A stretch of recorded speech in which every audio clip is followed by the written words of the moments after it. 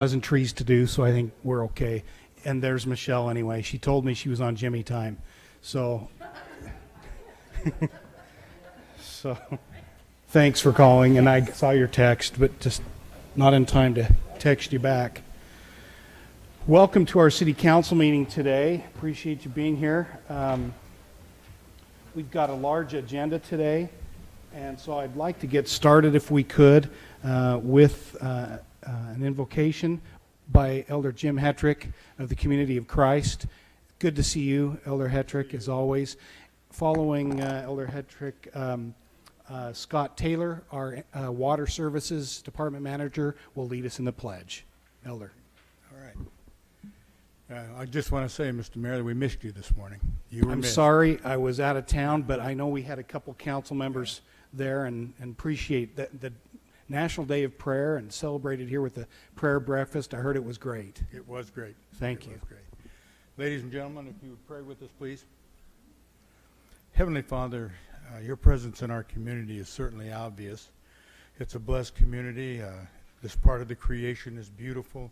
The development certainly is indicative of your presence here and in your presence in the people who live in our community. We thank you for the blessings. We thank you for the leadership that we've had through the years that have helped us develop. We thank you for this council now who is prepared to deliberate the issues that are before them. But I also, Father, would like to thank you for and ask a blessing upon the first responders in our community, the police department, whose job gets more difficult and more dangerous all the time, and for our firefighters who have a dangerous job anyway. So we ask a blessing of protection and safety over them.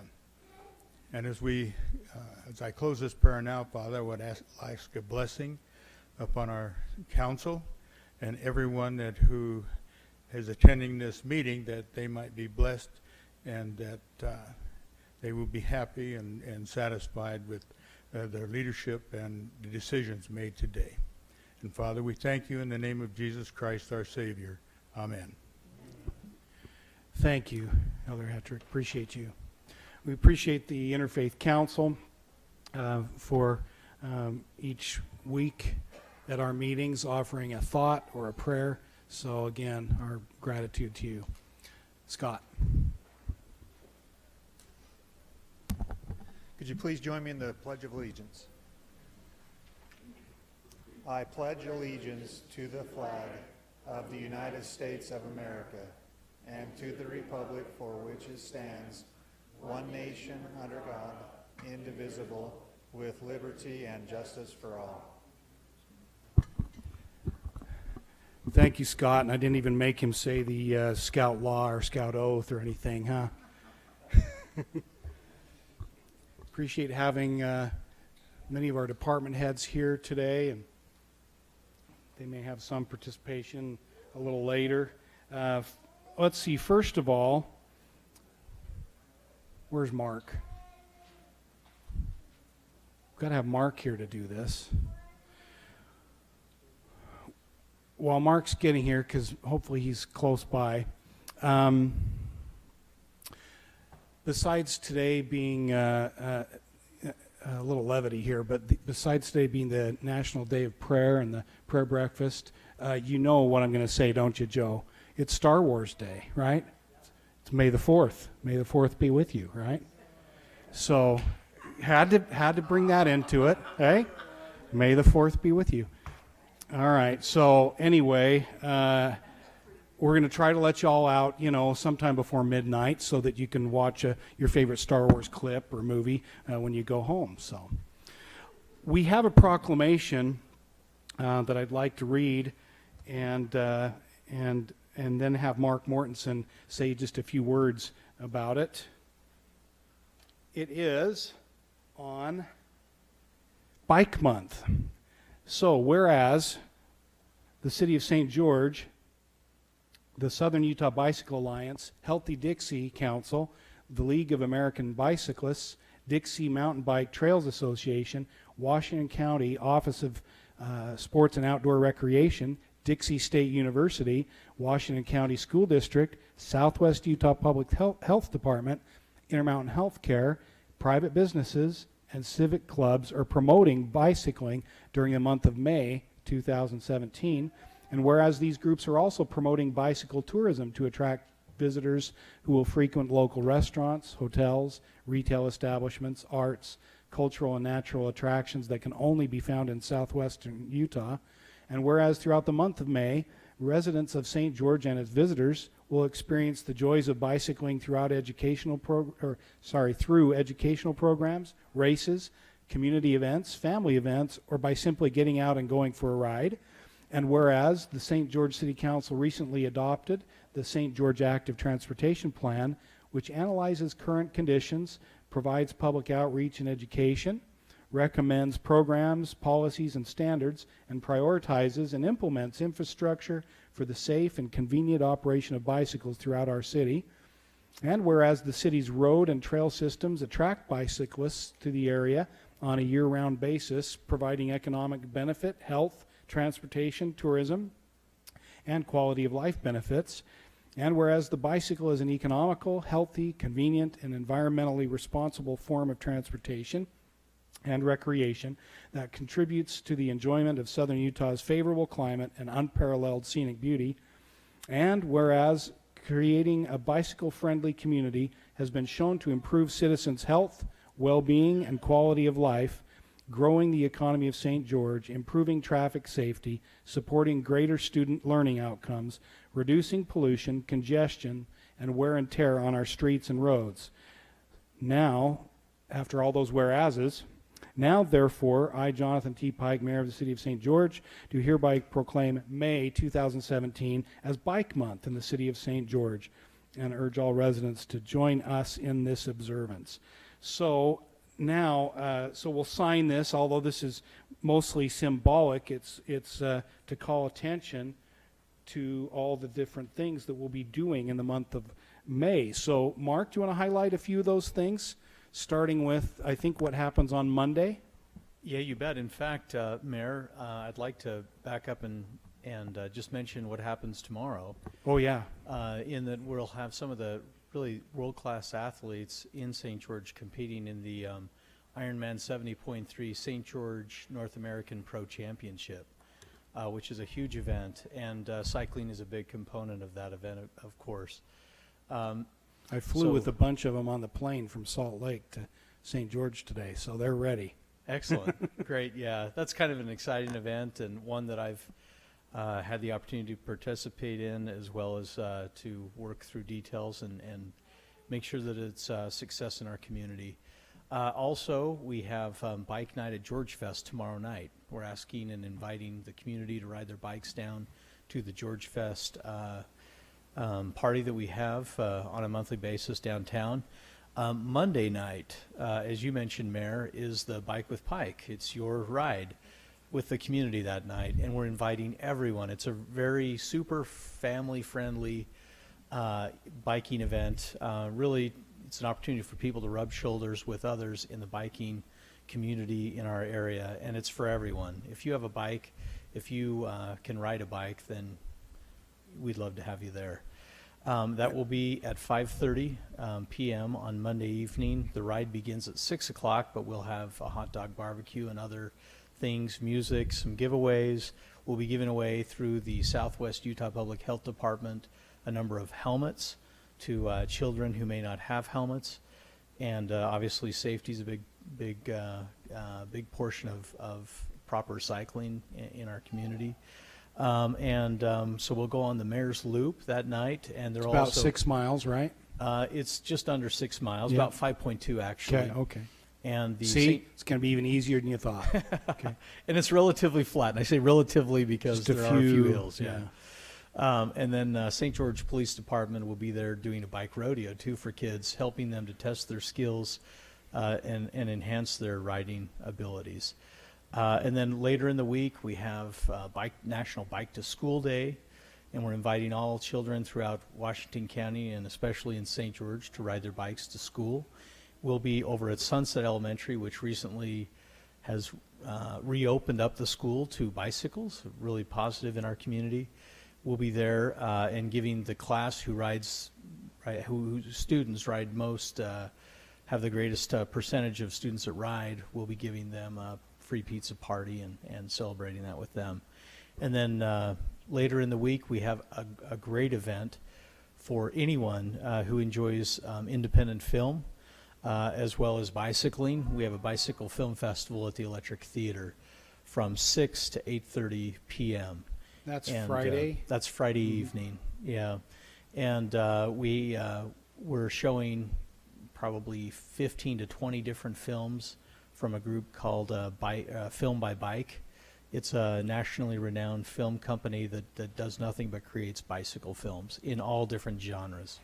And if you think bikes are all created equal, well, they're certainly not. There's a style and a type of bike for everything. But those are just a few of the events in the immediate future. We do have some more, like a Bike to Work Day, Bike to Work Week later in the month that we'll be celebrating. And, you know, it's just a great opportunity to really get out and not only use a bike for recreation, but also for transportation. You know, if you haven't been on a bike in a while, hop on a bike. It really brings back fond memories, I think, of people's childhoods, and great form of transportation, and just a whole lot of fun, and really benefits our area. You know, whenever I see somebody on a bike commuting to work, I think, wow, that's, you know, first of all, I'm a little jealous of them because they get to ride and I'm in my car. But I also think, you know, what a great thing. There's one less car on the road to congest our already busy roads. So we appreciate the city council's all the things that we've done just in the last 2 years regarding bike infrastructure and bicycles in general. Thank you for your support in adopting the active transportation plan and all the many other positives that you've done for this community, and you as well, Mayor, for everything that you've done to support the effort to ride in St. George. Well, thanks. We're looking forward to it. And you mentioned the, you know, Bike to Work Week, and that's fun too. Just to put a little bit more emphasis on, you know, trying that out, even if you can't do it all week, trying that out. And there's a really couple guys did a really goofy promo ad on it that if you haven't seen, don't. No, I'm just kidding. But Zach Renstrom, Commissioner Renstrom, and I did this fun little thing that just to try to get people aware of these different activities we're doing in the month. And again, it's good to be aware too for safety reasons as well. So you aren't going to show that, are you? I think it's time. Oh boy. All right. May I? Okay. All right. You'll see that we should be keeping our day jobs. No, we're not heading to Hollywood anytime soon. Yeah. I didn't say that, Mayor. Yeah, but I appreciate. did. And Michelle, you know, Michelle did. Okay.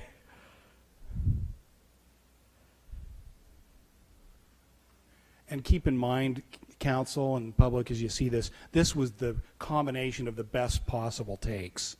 So that'll really thrill you. I'm trying to find it right here on our page, and it was here. See? Someone might have. You know. I don't know. No, I'm sure there was nothing malicious here done, but hold on just a second. Let me just try one other thing here. If James can hear me, maybe he can pull up our YouTube channel. He was back there sleeping when I just came out of that room, so maybe he can't hear you. Mm-hmm.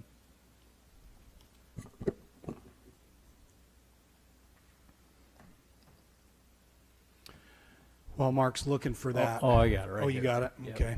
I'll see. Hold on just a second. We've got our system on mute, and I want to unmute our... Yeah, we did a green screen. This is done over at the university at CEC, Community Education Channel. So, oh no, you haven't. not yet.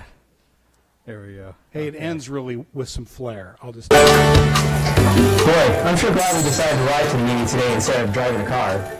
Me too. You gotta love springtime in St. George. Speaking of riding, did you know that the month of May is National Bike Month? I did. In fact, on May 4th, I'm signing a proclamation for St. George at our city council meeting. That is great news. You know, bicycling is on the rise across the U.S. Adults are capitalizing on the health and economic benefits of active transportation, and some millennials are even foregoing driver's licenses to save money, improve their health, and be more ecologically responsible. You know, I was reading the other day that reports are starting to show that biking has increased in the U.S. In fact, in 2000, 32% of people rode bikes, and now it's up to 80%. Have you also seen the same increases in St. George? You know, we have. In fact, the City Council recently approved the St. George Active Transportation Plan, making it easier and safer for cyclists to get around town in the future. Man, that's excellent news. Are you planning to do another Bike with Pike event? Yes, I am.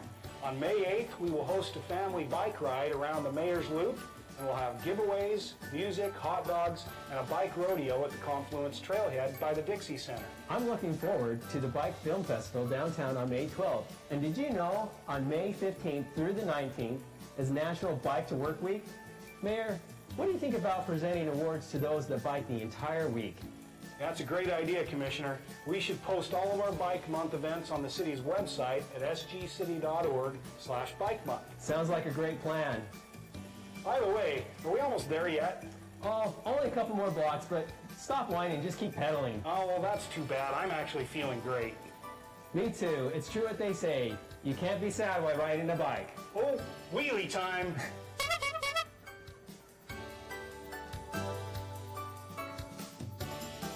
Oh, boy.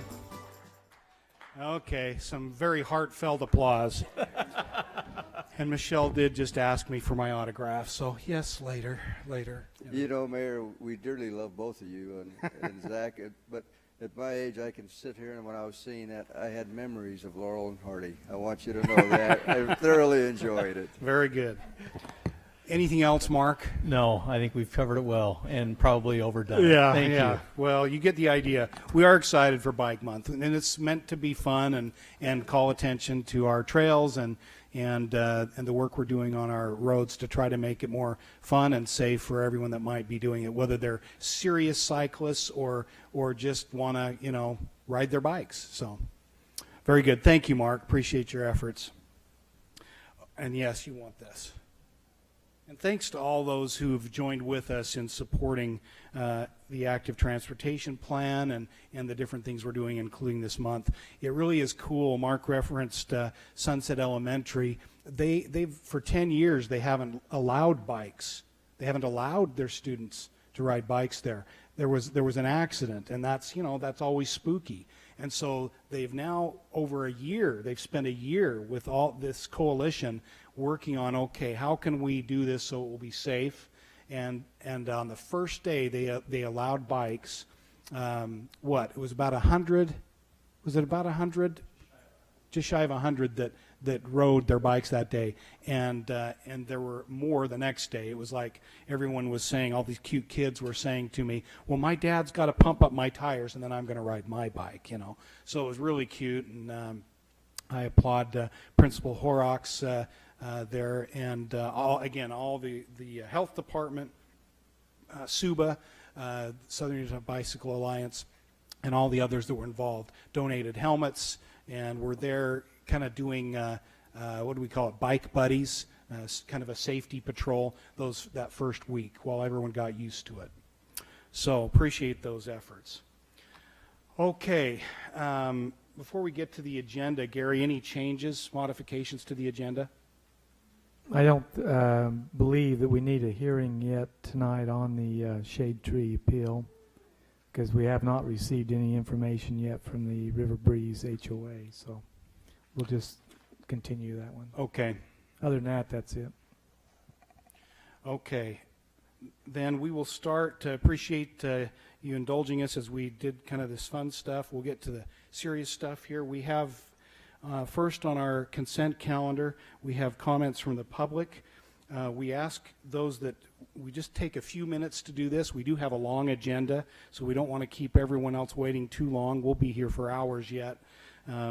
And so what we do is we ask those that want to make a comment to fill out one of these papers.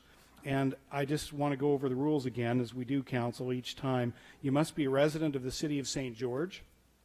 Each speaker will be given approximately 3 minutes, and we will be courteous, and we would ask you to also be courteous and show respect for each other. And then comments can't be related to pending issues on this agenda or likely to be in a near agenda. That's just to keep things fair for those that might be on the other side and weren't aware that it was going to be discussed.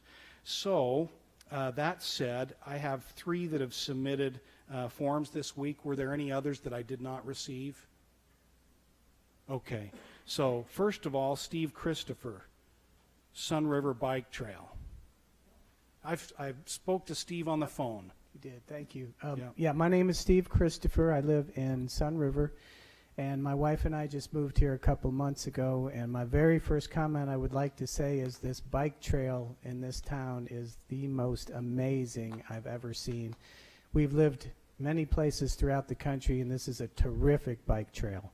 So I don't want you to think that that I'm slamming on the bike trail at all, but since it's so nice and in such great repair, I'm kind of surprised that the one particular section that connects our community of Sun River to Man o' War Park, and I don't know if the mayor had sent everybody on the council some pictures, which... Did you all get those? I did forward. You did? Okay. Very good. An Thank email you. along. Okay.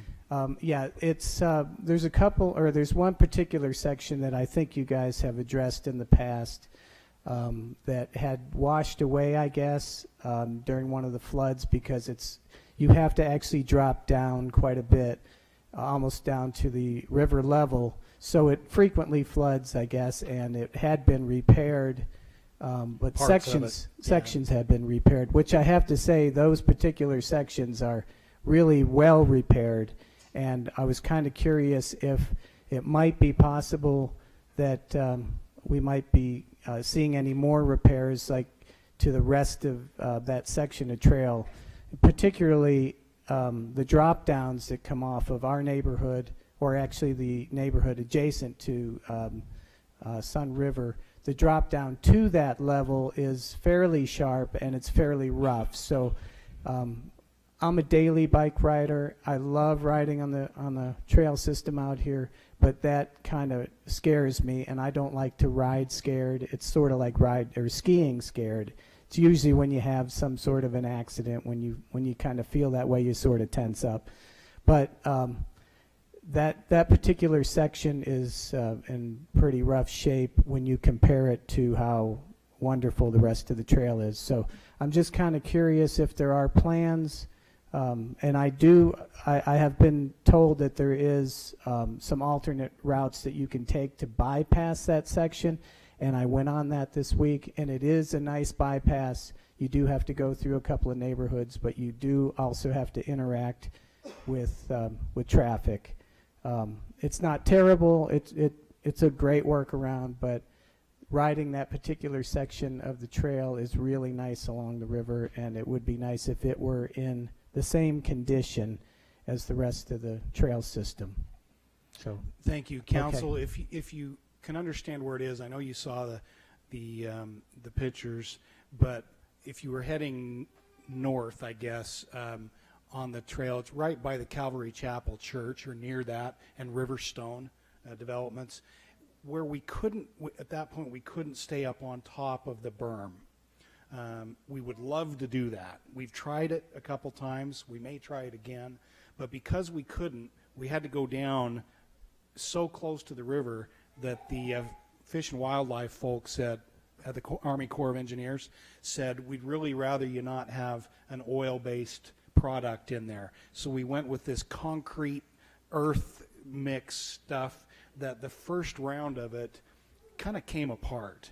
And the second, when we got a flood, I think it was 2010, we washed out a couple of significant chunks of it. And when they used the replacement product, it was by that time better. I don't know if they just perfected it, but it was much nicer. It's more like concrete than kind of the coming apart, dirt stuff. So that hill that he's talking about, right where it goes from the top of the berm to down in, as he said, almost to river level, I walk that. I don't ride it for the same reasons you've just said, Steve, but I think it's worth us looking at that section in particular because of the hazard that it could pose, especially if you were on a thin tire bike. Mountain bike be No fine. problem. Yeah, but on either a hybrid, which is what I have, or a road bike, you wouldn't want to go on that, would you?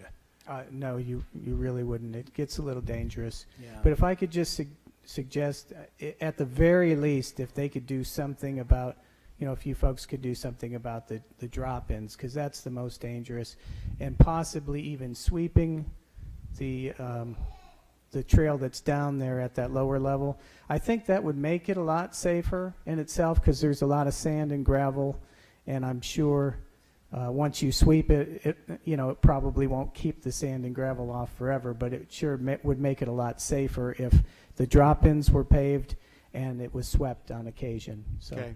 And I know it is a challenge. I know we're working on that. Anytime we get a little high water, which we've had this year, we end up with mud and of course water and mud on that. But I just would, recommend that we maybe discuss this. City manager and I briefly interacted on this by email because I've been out of town this week. But I think maybe during our budget time we could at least look at it and see, if it's something we might want to add to things. Gary, did you have any thoughts on it now? Well, I've asked Shane McAfee, the Leisure Services Director, to look at possible applications. As you mentioned, none of us wanted to put what ended up being in the river there. We wanted to make it a nice trail, but as you mentioned, the Corps of Engineer and the Fish and Wildlife would not allow us to put an oil-based type of a trail in the river area, and we had to get a permit from them in order to put the trail in. So we had to put in what they approved. Now, if there's a new product, like you mentioned, certainly we could look at that. If it doesn't require an additional permit, then I can't see why, from a budgeting standpoint, you couldn't look at what that cost would be. And so At least I've a asked section. Right, I've asked Shane to look at that, and in fact, we'll probably go out and walk it and ride it to see what it looks like. So That'd be great. we just get a little nervous getting down in the river because of the flycatcher and the woundfin minnow and all the rest of it. And Timing. you can only be in the river certain times, and it's a mess. So Might have to wait. We have to hit between the spawning season and the mating season of the fish and the birds, respectively. So, Okay, thank you. thank you, Steve, and welcome to St. George. I understand you're a fairly new resident, as you told me. So, welcome. Okay, the next one is Dave Perrine. Might be a similar issue from trail improvement. I know Dave is from St. George by way of Salt Lake. Once upon a time, we were neighbors in Salt Lake. Yeah, I got to saw you biking there. I used to be a city commissioner in California. My name is Dave Perrine, by the way, and I was oversaw Parks and Recreation. And so when I moved here, I was extremely impressed. I mean, we thought we were pretty good. But you guys have done a great job, both in the parks area and the trails. But I'm here to support what Steve said, really. I live there. I was never a long walker. I played a lot of tennis and softball and that kind of stuff.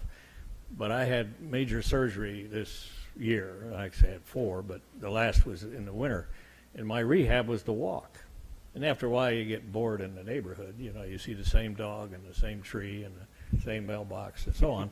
So I would like, I would like to even bike. I have a bike, but I'd like to bike, say, on that trail. But when I'm just about 80 years old, it's a little risky.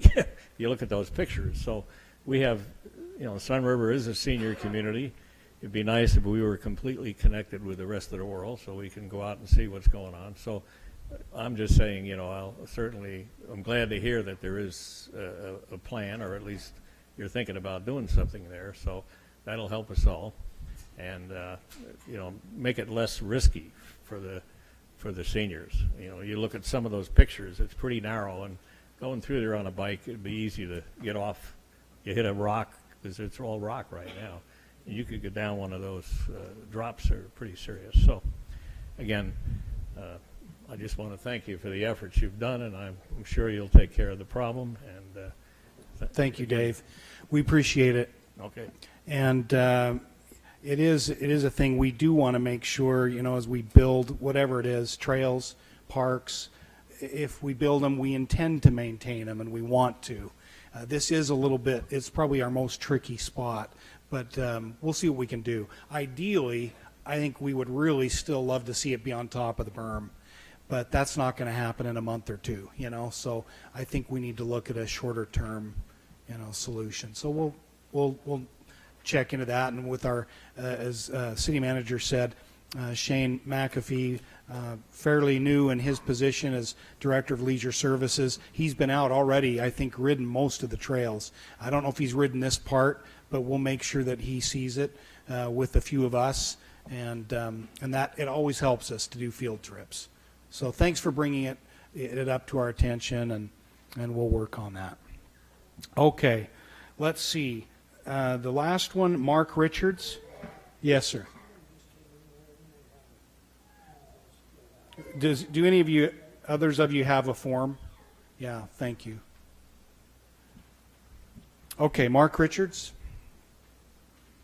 And again, I've been timing you. I've given you just a little bit more time, so we'll do 5 minutes. If there's anything you want to do more than that, any of you, please know that this is just meant to kind of bring things to our attention. We're happy to meet with you and visit with you out of the meeting as well. Mark. I simultaneously closed on my property in Salt Lake City and purchased a new home here in St. George on the 27th of February of this year and moved in on 3 March, which means that I will have lived in my home 9 weeks as of tomorrow morning. I sent an email recently to my state senator and my state representative. This was the subject heading: unstable shifting soil, State of Utah DOPL and Labor Commission violations, a municipality which has evidently lost control of inspection and permitting processes, and young, aggressive contractors run amok. I'd like to bring to the attention a subsidence consideration in my subdivision. I live on Blackbrush Drive, which is 6270 south. The nearest cross street is Desert's Edge, which I believe is 3380 east, 84790. I live in a block of what will be, when it's completed, 8 homes, and below us are 8 other lots that will be built upon. Development Solutions Realty is the developer of the project. There's approximately 4 or 5, I've been told, and have identified builders that are associated with the project. The back of the lots are just falling apart. I recently, as in just yesterday, received a report from a group called Rosenberg Associates, a geotechnical soils report and survey. Mr. Rogers, who prepared the Desert Plateau soils report, the initial soils report for the city of St. George, actually came to the property as well. And standing in my backyard and surveying the lots below said, well, yeah, please don't quote, I'm paraphrasing. It's not 2 to 1, it doesn't meet code, but it's awfully doggone close. I will now demonstrate my ignorance of surveying, but the report was done in cross sections across the back of the lot below mine. The gradient was in the top section 1.32 to 1. In the middle section 1.48 to 1. And in the bottom section 1.17 to 1. That's statistically significant. Not 2 to 1 grade. Does not meet code. Since my time is limited, I will just tell you this. You got about 2.5 minutes left, so. Well, I'll stay to 3 minutes. I just want to say this. I've already spent over $1,000 in consulting with an attorney to learn my legal rights here in the state of Utah, and in having the soils report and the engineering surveying done. I have learned through 3 state of Utah licensed landscape contractors whose licenses are in good standing, as opposed to the general contractor and the landscape subcontractor who worked on my home, that my home, in their opinion, should not have been given a CO, a certificate of occupancy, due to the fact that the landscaping in the 1/4 of the lot that was done and that I paid for in the $375,000 sale price of the home does not meet code. The average of those 3 bids that I received to remedy this problem, was $9,530. I urge the city of St. George to do the right thing. The right thing is to require the developer rather, to place a retention wall in accordance with what Rosenberg Associates has given to me in their written report. Thank you for your time. Okay, thank you.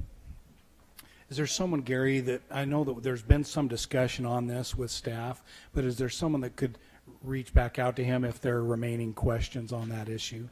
Yes, so we'll get Cameron and Wes and the rest of them to Okay. meet together. Mayor, Yes, sir.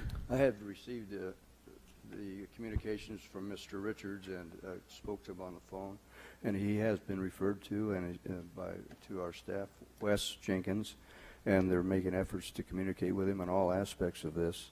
Good. And so it's something that is being addressed, and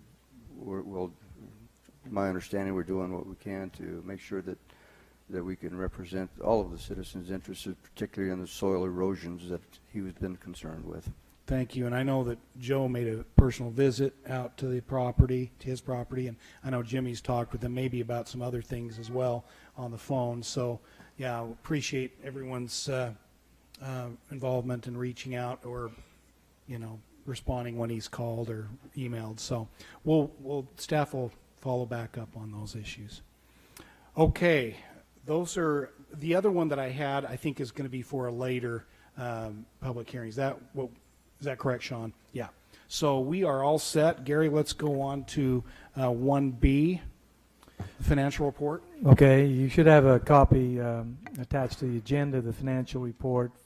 As you can see, things are really good so far for this fiscal year. Unless you've got any specific questions, I think Trevor's here, and I'm not sure this is his first financial report, but one of the first ones he's done.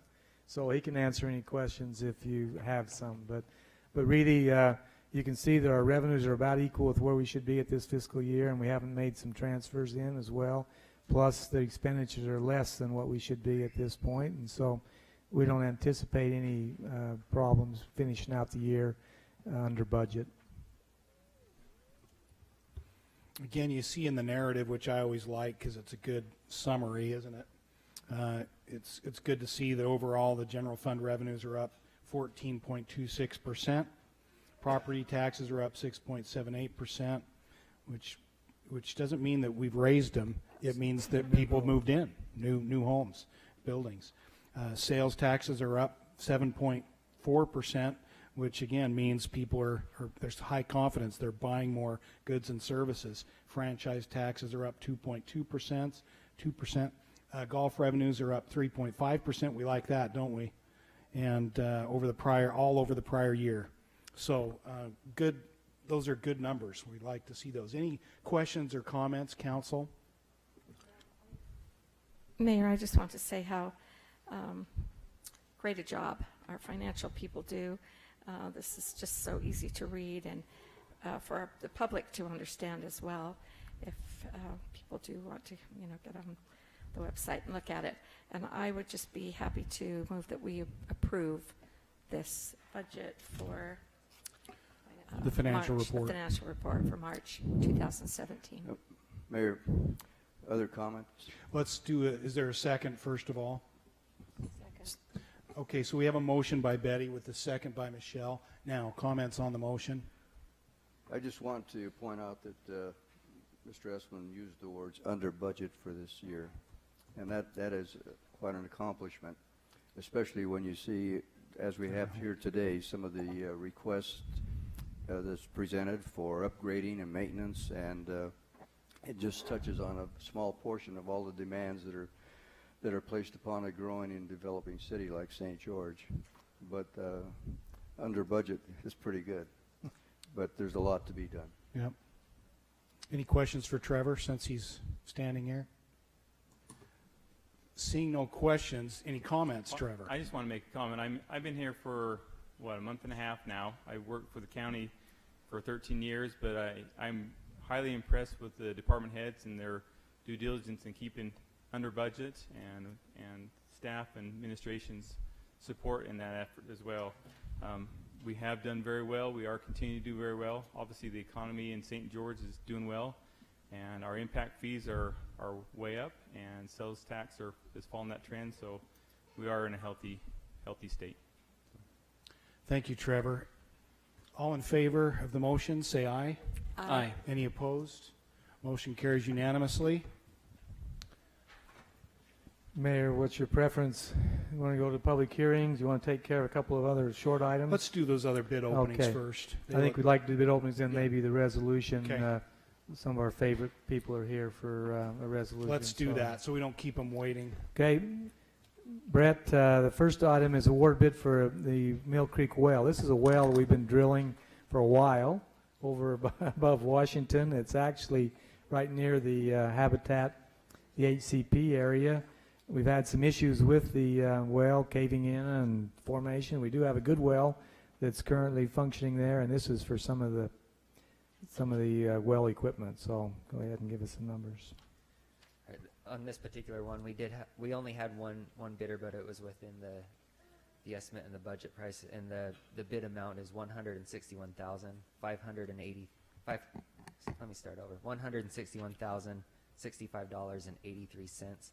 And that, again, is to award the bid to Gardner Brothers Drilling. Any questions on this bid award? The one bid's just due to the lack of. There's nobody else Yeah, around here that that's- does that work. Yeah, it's That's a what really I assume. specialized project. I'll go ahead then, Mayor, if you're ready to make a motion that we approve the bid for $161,065.83 to Gardner Brothers Drilling. Second. Motion by Jimmy with the second by Joe. Any discussion? All in favor, say aye. Aye. Any opposed? Motion carries unanimously. Just maybe we'll take number C after that. This is also a purchase of property for $5,000 from Sitla. Sitla owns the property there next to the HCP and next to the well sites. These other well sites we have in Mill Creek were purchased, I think, through Sitla. And so this is to purchase a site to do another well that we would like to do and take advantage of the groundwater and the water rights that we have in that particular area. So we just, even though it's only $5,000, we thought we'd bring it to you, let you know that we're buying something cheap from Sitla, even though it's not worth anything. Hey, that's kind of a new thing. Yeah. It's great. Any questions on this, or do you have anything, Brett? I don't have anything to add. Motion to approve the well site purchase for $5,000 to Sitla. Second. Motion by Jimmy, second by Michelle. Any discussion on the motion? Is there any update on the quality of that water on these well sites? These wells are good. They're in the These are good. Navajo sandstone area, so they're good. So that's a good deal. Yeah. Any other discussion on the motion? Seeing none, all in favor, say aye. Aye. Any opposed? Motion carries unanimously. That Hey, the was next 2C, right? Yes. Next item is the Halfway Wash trail connection. You know, you might recall as part of the active transportation plan and discussing about our trail system and trying to encourage, use and the vehicle issues and all the rest of that. Out on Halfway Wash, if you know what the area we're talking about, it's right next to, south side is next to the IHC and Walgreens area there. On the north side, there's a little shopping area there as it comes to Sunset and then goes under the Sunset Boulevard. We have no official connection to those commercial areas from the trail. And so this project would actually allow you to connect officially to both sides of that, off that trail to those commercial areas, both the IHC area plus the plus the commercial. So in theory, you could get on your bike, ride down there if you need an emergency operation at IHC. I guess you could go there and at the Instacare and take care of that. But it just makes good sense. We do have some issues with an easement that we're working with, that we have I've talked to Mr. Blake and his family, and I think they're willing to give us an easement there. They even will donate it later, but they can't do that right now, as I understand it. But we'll do all that before we actually do the work. And so maybe Brett can tell us what the costs of that are.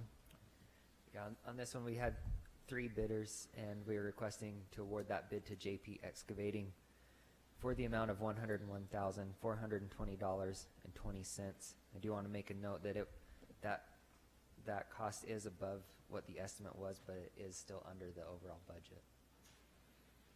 Council, these are some of the things we wanted to do. You remember, in the active transportation plan, was try to connect commercial and our other roads to the trails. So, like we've done with the 1450 East Sheffield development already, this is another great option, I think, on the other side of town. And again, it's within budget. So, any questions? No, but I will make a motion to award the bid to JP Excavating for the halfway wash trail connection in the amount of $101,420.20. Second.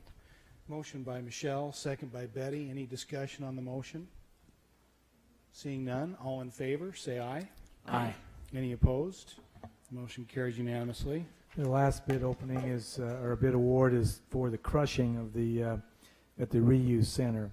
What started out as a small effort in reuse and providing a place for people to dump their concrete and their asphalt instead of dumping it in the washes and everywhere around Washington County, we provide a place, our reuse center, and it is very popular. If you've been out there looking, there's a huge mound of concrete and other material that will now be crushed. And we're talking about 22,500 tons of recycled concrete and asphalt that's stockpiled there. So we're going to crush that, and then we use that because it meets our specifications for a 3/4 inch road base. So by doing that, then we can use that road base on projects that we have throughout the town. So it's Ballpark, what is that worth? That 22.5. Cameron, where you at? How much? Make something up, Cameron. Yeah, just make something. Nobody will. Well, Bryce is back here. He might check you on it. Just make sure it's over 110,500. Won't be that much. Well, and it's better than not reusing it at all. I mean, That's right. Yeah, because then you're using resources. Right. And it's got to go somewhere. We use it on any project that we can. We're looking at using it on Commerce Drive. Also, Bloomington Drive, when we get going on that and taking the pavement away to redo it, we'll end up sending it to the reuse center so we can crush it up and use it again. Perfect. Well, Thanks, Cameron. I'm supportive of the reclamation and the reuse of all this material. I think it's beneficial to the city, so if you're ready for a motion, I make a motion that this center crushing operation be approved, awarded to Western Rock Products in the amount of $110,500. Second. Third. Motion by Ed with a second by Michelle and a close third by Jimmy. That doesn't count, though. Any questions or discussion on the motion? Seeing none, all in favor, say aye. Aye. Any opposed? That motion carries unanimously. Mayor, I think we'd like to then maybe go, since we got some high-powered attorneys here, we don't want to have Ram Company have to pay too many hours here. This is we're kind of excited from the city standpoint that we can help Ram Company in their expansion of their manufacturing facility. They've been long-time supporters and employers in our community at wages that are above average, and they've been good community citizens. Now, we do have an opportunity through their expansion of their facility out there to allow them to use industrial development revenue bonds. And so this resolution tonight, you've had the hearing before, you've had the other items on this. This is the actual official action to approve, if you're so inclined, to approve the issuance of not to exceed $10 million in industrial revenue bonds for Ram Company's project manufacturing facility. The state of Utah has a cap and has an allotment of IRBs that they allow to be issued in the state, and they've already secured their portion of that allotment, and so this would be the final culmination of that. Mr. Wade, you want to say anything on this, Blake? Or you said exactly what I would say. Well, then I get your pay and you get nothing. You get his. Yeah, I'm not yeah. sure it is. Okay, I'll do that. Council, do you have any questions for Mr. Wade or for the city manager? This is wonderful. We've just had to go through the steps, and we appreciate the patience of everybody and the staff and working together with RAM. If there's anything at all you'd like to say, okay. Mayor, I'd be happy to move to approve a resolution authorizing the issuance of not to exceed $10 million in industrial development revenue bonds, Series 2017, for the purchase of financing a manufacturing facility on behalf of Ram Pro LLC. Second. We have a motion by Betty and a second by Joe. Any discussion on the motion? Seeing none, this is a resolution requiring a roll call vote, so all in favor, starting with Ed, say aye. Aye. Aye. Aye. Aye. Motion carries unanimously. Mayor, okay, thank you. You bet. I just think it's for the record and everybody understand that we're not just issuing bonds for companies and the taxes of the city. We're not at going risk. back.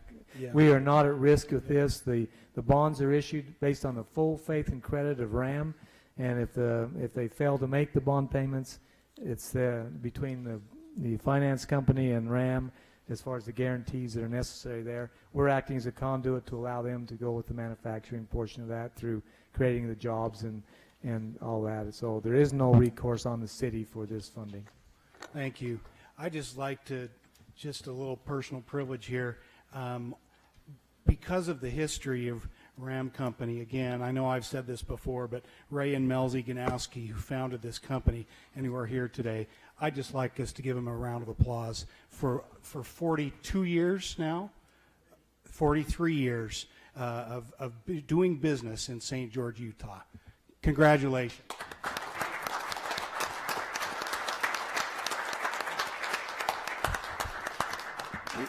You know, Mayor, I got a big kick out of being over at Lowe's, watching, picking up some flowers for planting, and I seen Ray and his wife there. You know, they do a lot of things to beautify the city and their neighborhood, and it just makes you heartwarming to see all this contribution that they contribute to the city. That is the ultimate value-added company in our county. So it is incredible. The jobs, again, value-added, they bring higher-paying jobs, and they sell, I would guess, if not 100%, close to it, of their products outside of the area, which means it expands the pie. You know, it's because it's sold elsewhere, they're bringing money from outside the community into our community. So it's a perfect recipe. Thank you, Ray and Melzy, and your family, the next generation, and everyone else. All right, then I guess it's past public hearing time, Mayor. We should go back maybe then to item 3A, a public hearing to consider amending the general plan.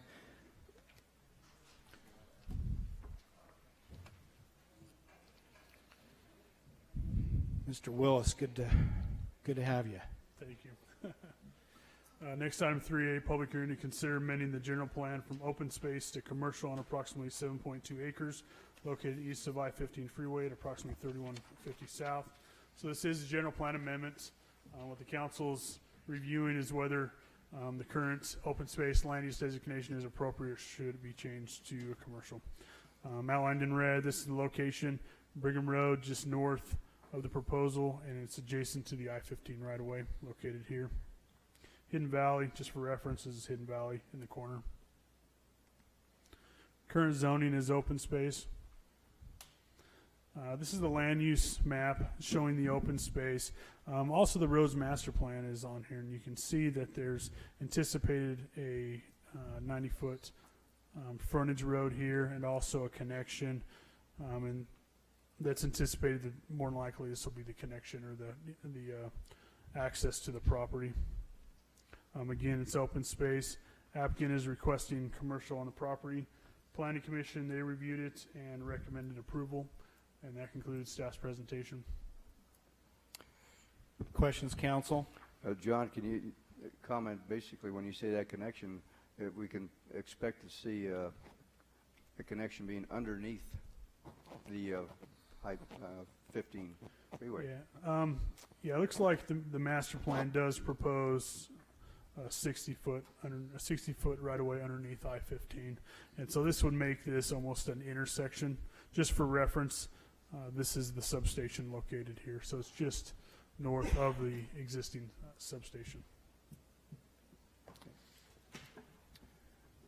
Any other questions? Again, we're talking about a general plan amendment here. The applicant is here and available to answer questions also. Okay. Any questions of staff? If not, then if the applicant would like to say anything, let's see, Kent, any? Okay. Unless there are any questions? Bryce? Okay. All right, then, and you can always chime in later if you want, but I will open then the public hearing at this time for anyone who might have come to express input or ask questions about this issue, which is number 3A on our agenda today.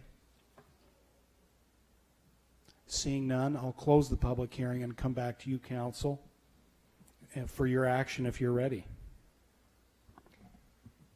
I will make a motion that we approve the general plan amendment to change from open space to commercial on the 7.2 acres east of I-15 freeway. Second. Wow. Okay, so I think that was a motion by Michelle and a second by Joe. Any discussion on the motion? Seeing none, this is an ordinance requiring a roll call vote. All in favor, starting with Joe, say aye. Aye. Aye. Aye. Aye. Aye. Motion carries unanimously. Second item, public hearings, item 3B, public hearing to consider changing the zone from open space to planned development commercial on 2.44 acres located along the west side of 120 East, and this is between 2690 South and Brigham Road. Again, here's the request on the screen.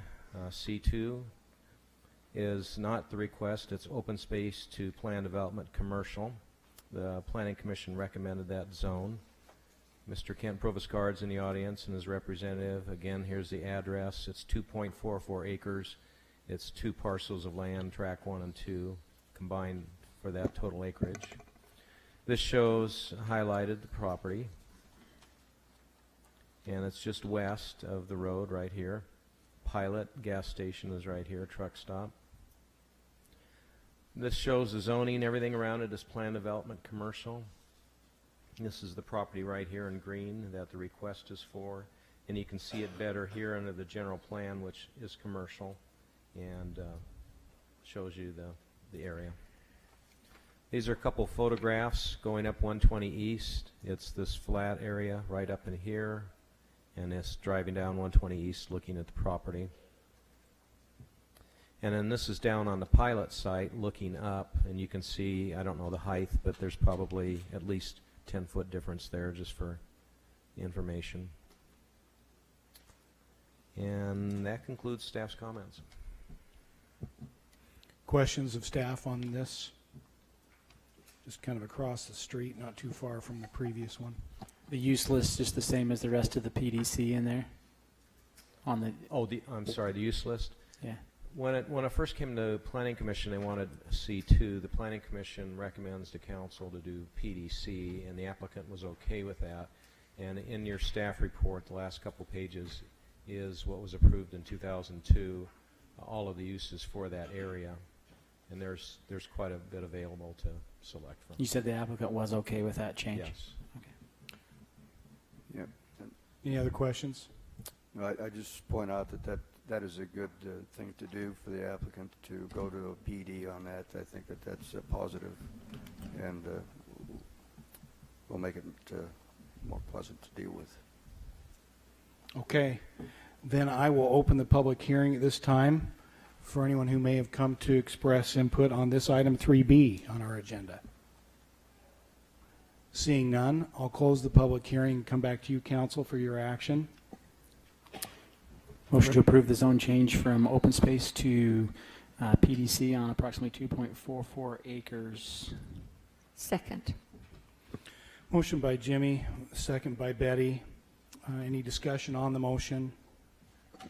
Again, this is an ordinance requiring a roll call vote. All in favor, starting with Ed, say aye. Aye. Aye. Aye.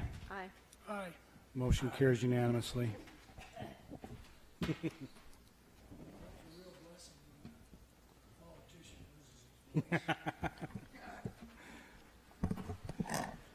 Next yet. item, 3C. It's a public hearing to consider changing the zone from mining and grazing to R110 on 8.06 acres located approximately 1400 West Curly Hollow Drive. So this is the approximate location. This is right where Curly Hollow pavement ends. This is Tonquin Intermediate School.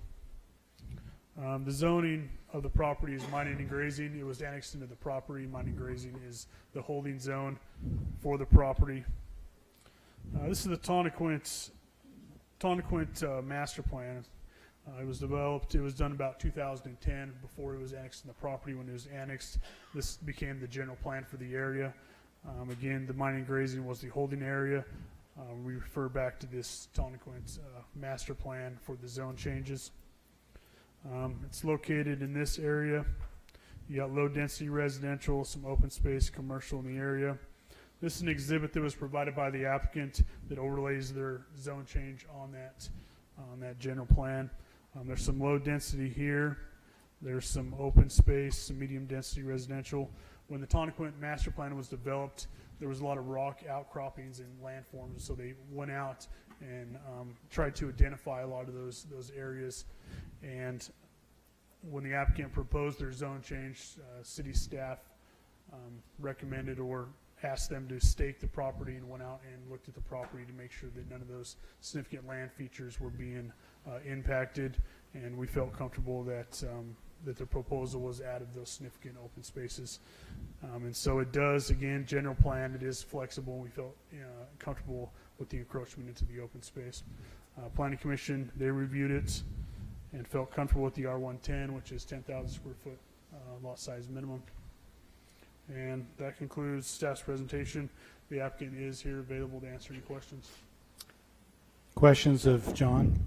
Yeah, John, could you, I noticed that that's Development Solution is the applicant. That connects to Ed Burgess as a developer. And I want to make sure that the public knows that part of this building that's taking place throughout the city, that particularly in this area, that there'll be some consideration, ask maybe them to comment on potential sites for fire departments over in this particular area, that is being considered and that's being taken into account.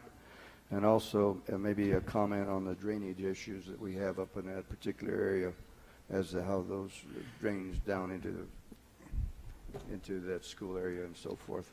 Any comments, John or Gary?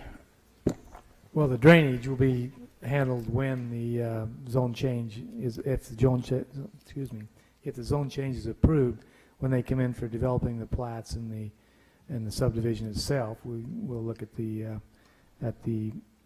drainage master plan to make sure they conform to that. As far as a fire station in this particular area, I don't think we have one on our. Do we have? Where's the location, Chief? In the general plan, we identified it, but I'm not sure it's part of this particular area. Yeah, I'm not sure if it's part of this without looking at our maps. We've had one. It's further to the west, I think. think. Yeah, we had one at the intersection of Canyon View and Plantations, is where we looked before. And then when we annexed this whole area from Sitla, part of that condition of annexation under the city manager's direction was to find a station site in that whole area that was annexed. Right. So we have those planned, and we're working with the developer to find and that will also serve the area to the west that's part of the future. It's been annexed The before. lakes. The lakes, the plantations, whatever you want to call it now, that comes over the top of the hill from Green Valley. So I think we had one centrally located somewhere within there so we can meet our mileage parameters there. Because you've got a lot yet to develop there, but it hasn't developed as quickly as. Right, and some everyone knows that we've been talking about this with them, so they are aware that they're going to have to provide a site. Thank you, Chief. Any other questions? Okay, I'll open the public hearing for anyone that might have come to offer input or ask questions on this item, which is 3C on our agenda. Seeing none, I'll close the public hearing and come back to you, council, unless the applicant would like to say anything. I think he's setting out in the hall. Yeah. So. Mayor, then I'm ready to move, if you approve, to approve a zone change from mining and grazing to R110 single-family residential, 10,000 square foot minimum on 8.06 acres located approximately 1400 West and Curly Hollow Drive. I had to say Curly Hollow Drive. It's a cute name. It is. Motion by Betty, second by Ed. Any discussion on the motion? Seeing none, all in favor, starting with Joe this time, say aye. Aye. Aye. Aye. Aye. Motion carries unanimously. Mayor, just to make sure you think that, or you know that we're, as a staff, both our landscape planners as well as our administration downstairs, we are very concerned about this area, very concerned about the outcroppings of rock and the trails and all that. We've been on the site, we've walked the site, we've been working with the developer. This is not quite that same piece, but there's another piece that fits in right as part of this. So we're doing everything we can to make sure that we protect those salient features that are out there. I was trying to remember back to the gentleman that wanted to comment on something. Was this the item that you wanted to comment on? Mr. Gabrielson. Yes, I just had some concerns about how much of the rock would have to come up. There is an adjoining subdivision where we've heard the chipping away on the rock for about a year now. We get a little tired of it after a while, and we're wondering, in order to remove the rock from the streets and develop the lot, because there's huge beds of rock there, what we have to expect. I'm not against the development of these lots, but we're just wondering whether that's been taken into account and into consideration. Well, you certainly could come in, and we've got a kind of a layout that we've been working with them on the roads, and we're trying to minimize the encroachment into the rock areas, and so we could show you that plan, be helping this downstairs, ask for Wes or John, and we can show you exactly what they're talking about and maybe where the outcroppings are at. We've actually gone out and flagged them. Okay, and so we can maybe show you what their latest dream is there and what they're talking about.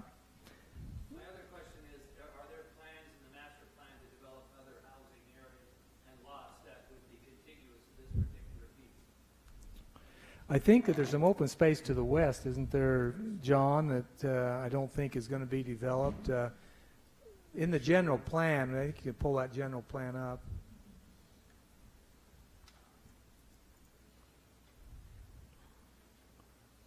There you go. It's that pretty picture, Green isn't one. it? Yeah. Right. So about right. So the current proposal is located at this area here. You can see the houses, but all this is kind of that rock park area. There's a lot of open space that's around the area, but as you move forward to this more to the south, that all becomes open space. So to answer the question, will there be other divisions or areas, subdivisions, contiguous to this plan of about 25 homes? So everything Oh, that you yes. see in yellow here is low density residential, which would accommodate single family houses. Yep. In the yellow. Yes. Yes. And so the green is open space or parks. Everything that is another color besides the green is in the master plan for development. And how far west does that go? What's the dark green there as a reference? Um, Since th- Mr. Gaberson used to live in Green Valley and chose to move away from our neighborhood to a higher level, so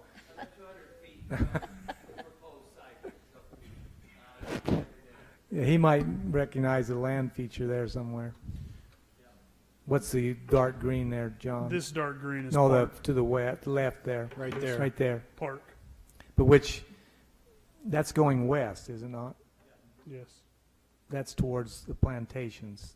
Correct. Plantations is up in this area. Okay, all right. So this is going out to like Because Moses we have a Valley. general plan for the entire annexed area that came in when Sitla annexed it, so they could look at that as far as the overall development. They can, as you move, that goes in Mose Valley and Right, Beale Mose Dam Valley and Sitla, right. and that'll all be open space. So there potentially will be quite a few homes, but there's a lot of open space and some significant park space as well. That's right. Right. It's beautiful country, isn't it? Yep. Thank you. Sorry for the miscommunication there. We would have reminded you during the other part, but thank you for being here. Okay. 3D, is that where we are? Yeah. Yeah. Correct. Item 3D is a request to consider approval of an amended residential final subdivision plat and easement vacation. Representative is Bush and Gudgel and S&S Homes. The subdivision is called Red Cliffs Park East Phase 3 amended. This is located in Arizona Drive and Wyoming Drive. Zone is PDR.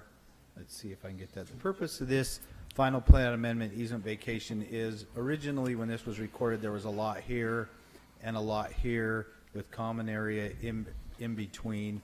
They are now proposing to make this one lot and vacate that common area easement area right there.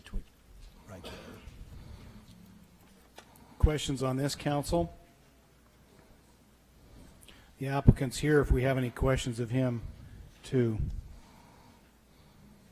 Seeing none, I'll open the public hearing at this time for anyone who's come to offer input on this item, number 3D on our agenda. Seeing none, I'll close the public hearing and come back to you for your action. Mayor, I'd make a motion that we approve the final plat for Red Cliffs Park East Phase 3 by merging lots 304 and 305. Second. Motion by Ed with a second by Betty. Any discussion on the motion? Seeing none, all in favor, starting with Ed, say aye. Aye. Aye. Aye. Aye. Motion carries unanimously. Thank you. Have to get my throat work. Okay, item 3E is a request to consider approval of an amended residential final subdivision plat and an easement vacation, excuse me, on lot 115 of Middle Valley Estates, Phase 3. Representative is R&B Surveying. Property is located between 2232 East and 2286 East on the south side of 2800 South. Zone is RE12-5. So the purpose of this is the lot that was part of the, I think it was Phase 3 of Middle Valley Estates. They need to vacate that utility easement right now as they are merging this parcel right here with this lot and making it one lot. And so they'll be redescribing public utility easements along those edges and vacating that one right there. Questions, council? Seeing none, anything from the applicant on this, if he or she is here? He? Okay, then I'll go ahead and open the public hearing for anyone who's come to offer input on this item, number 3E on our agenda. And seeing none, I'll close the public hearing. Come back to you, council, for your action. Mayor, I'd make a motion to approve amending the final plat for Meadow Valley Estates Phase 3, merging with lot 115 with the parcel directly behind it, and to vacate the public utilities and drainage easements. As has been indicated. Okay, As so indicated. we have a motion by Ed and a second by Michelle. Any discussion on the motion? Seeing none, all in favor, starting with Joe this time, say aye. Aye. Aye. Aye. Aye. Aye. Motion carries unanimously.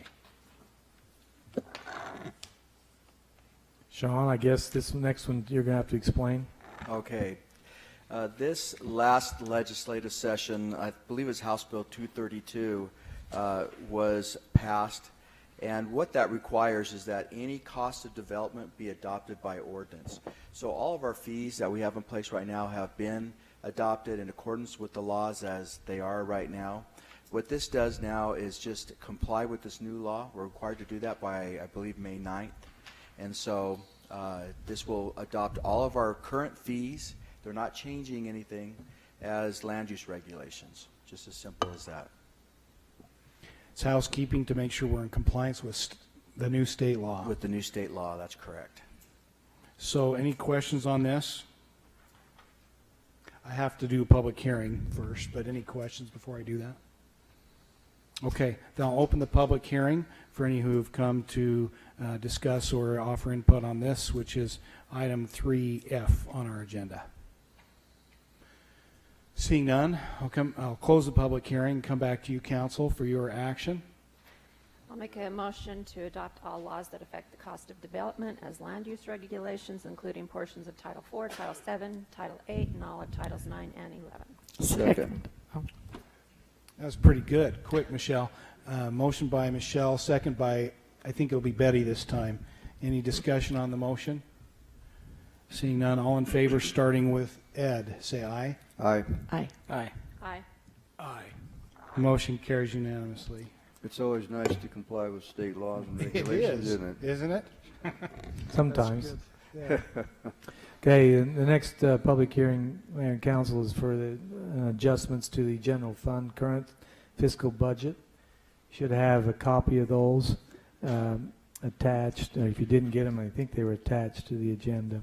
The first one was for an adjustment in the fleet division. We had a 40-year veteran employee that retired, and these were the paying off of the balances that he had at the time. PTO, sick leave, and etc. Number two is we had a mower at Sunbrook breakdown, and we had an emergency purchase of $62,000 to replace that. We're using some budget, but we're also this new year when we started. You saw the fees were up this year, because we had this membership card that we've been selling that has been pretty popular with the folks playing golf. So we have a revenue source there to help us with the cost of that piece of equipment. Southgate, we had a windstorm that took down our net for the driving range. We've replaced one side and it didn't come down, but the old side that we hadn't replaced came down. So now we have a brand new, basically new driving range netting. And we're also using the same source of revenue there as the membership card sales. Recreation Administration, this was also for a retirement payout for our Leisure Services Director, and also for a portion of the time that we had two people serving there when Shane McAfee came a little early to be with Kent for like a couple of months. There was an overlap there, so that's the general fund. The other funds you can see in the wastewater treatment, or excuse me, the CDBG program. This is the bid that we awarded a couple of meetings ago for the sewer lift station out along by the new Smith's Food King area. We're using some of that money to pay for this through the Community Development Block Grant so that we can put the improvements that will be in adjacent to the, I guess they call it the River Walk Affordable Housing Project that will eventually be going in this particular area. Number 7 is a transfer from our housing fund that's generated by the increment that we get in our EDA down in the Fort Pierce to help finalize the switch point. We're trying to clean up all the old bills, trying to clean up there was some utilities that have not been paid in the past in the transition. So this would get us to where we have a clean slate and would pay even this budget year. There's been no utility payments made by the switch point this year, and so this would pay for those. As you see later on in the agenda, there's a recommendation to use Community Development Block Grant money to award to switch point for the next fiscal year to pay for some of those costs. Dixie Center, this is a bond payment that that from, it's actually money's being paid from a bond escrow amount, wasn't budgeted, doesn't have any revenue effect or expenditure effect. And then the last one is the, when we did the, Public Works did the project over on the underpass underneath the I-15 freeway and connecting Red Hills Parkway with Red Cliffs. Red Cliffs and Red Hills. Red Hills. Yeah. That connection, we originally had talked about borrowing about $3.4 million, I believe, was what was authorized from the Community Impact Board to allow us a period of time to pay that off. What we've got in this year's budget is the first payment of that, and what we're suggesting is that it came in around $2.7 million, that we go ahead and we found some money in our some of our other transportation funds that we want to go ahead and pay it all off without having to borrow the money from the CIB. And so this action would allow us to just clean the slate and pay all our portion of that. Isn't that nice? And not have any ongoing obligation. Nice to be in a position to Is be that able right, to do that. Deanna? Did I get that right? I saw Cameron laugh, so. And that was it, wasn't it? That's it.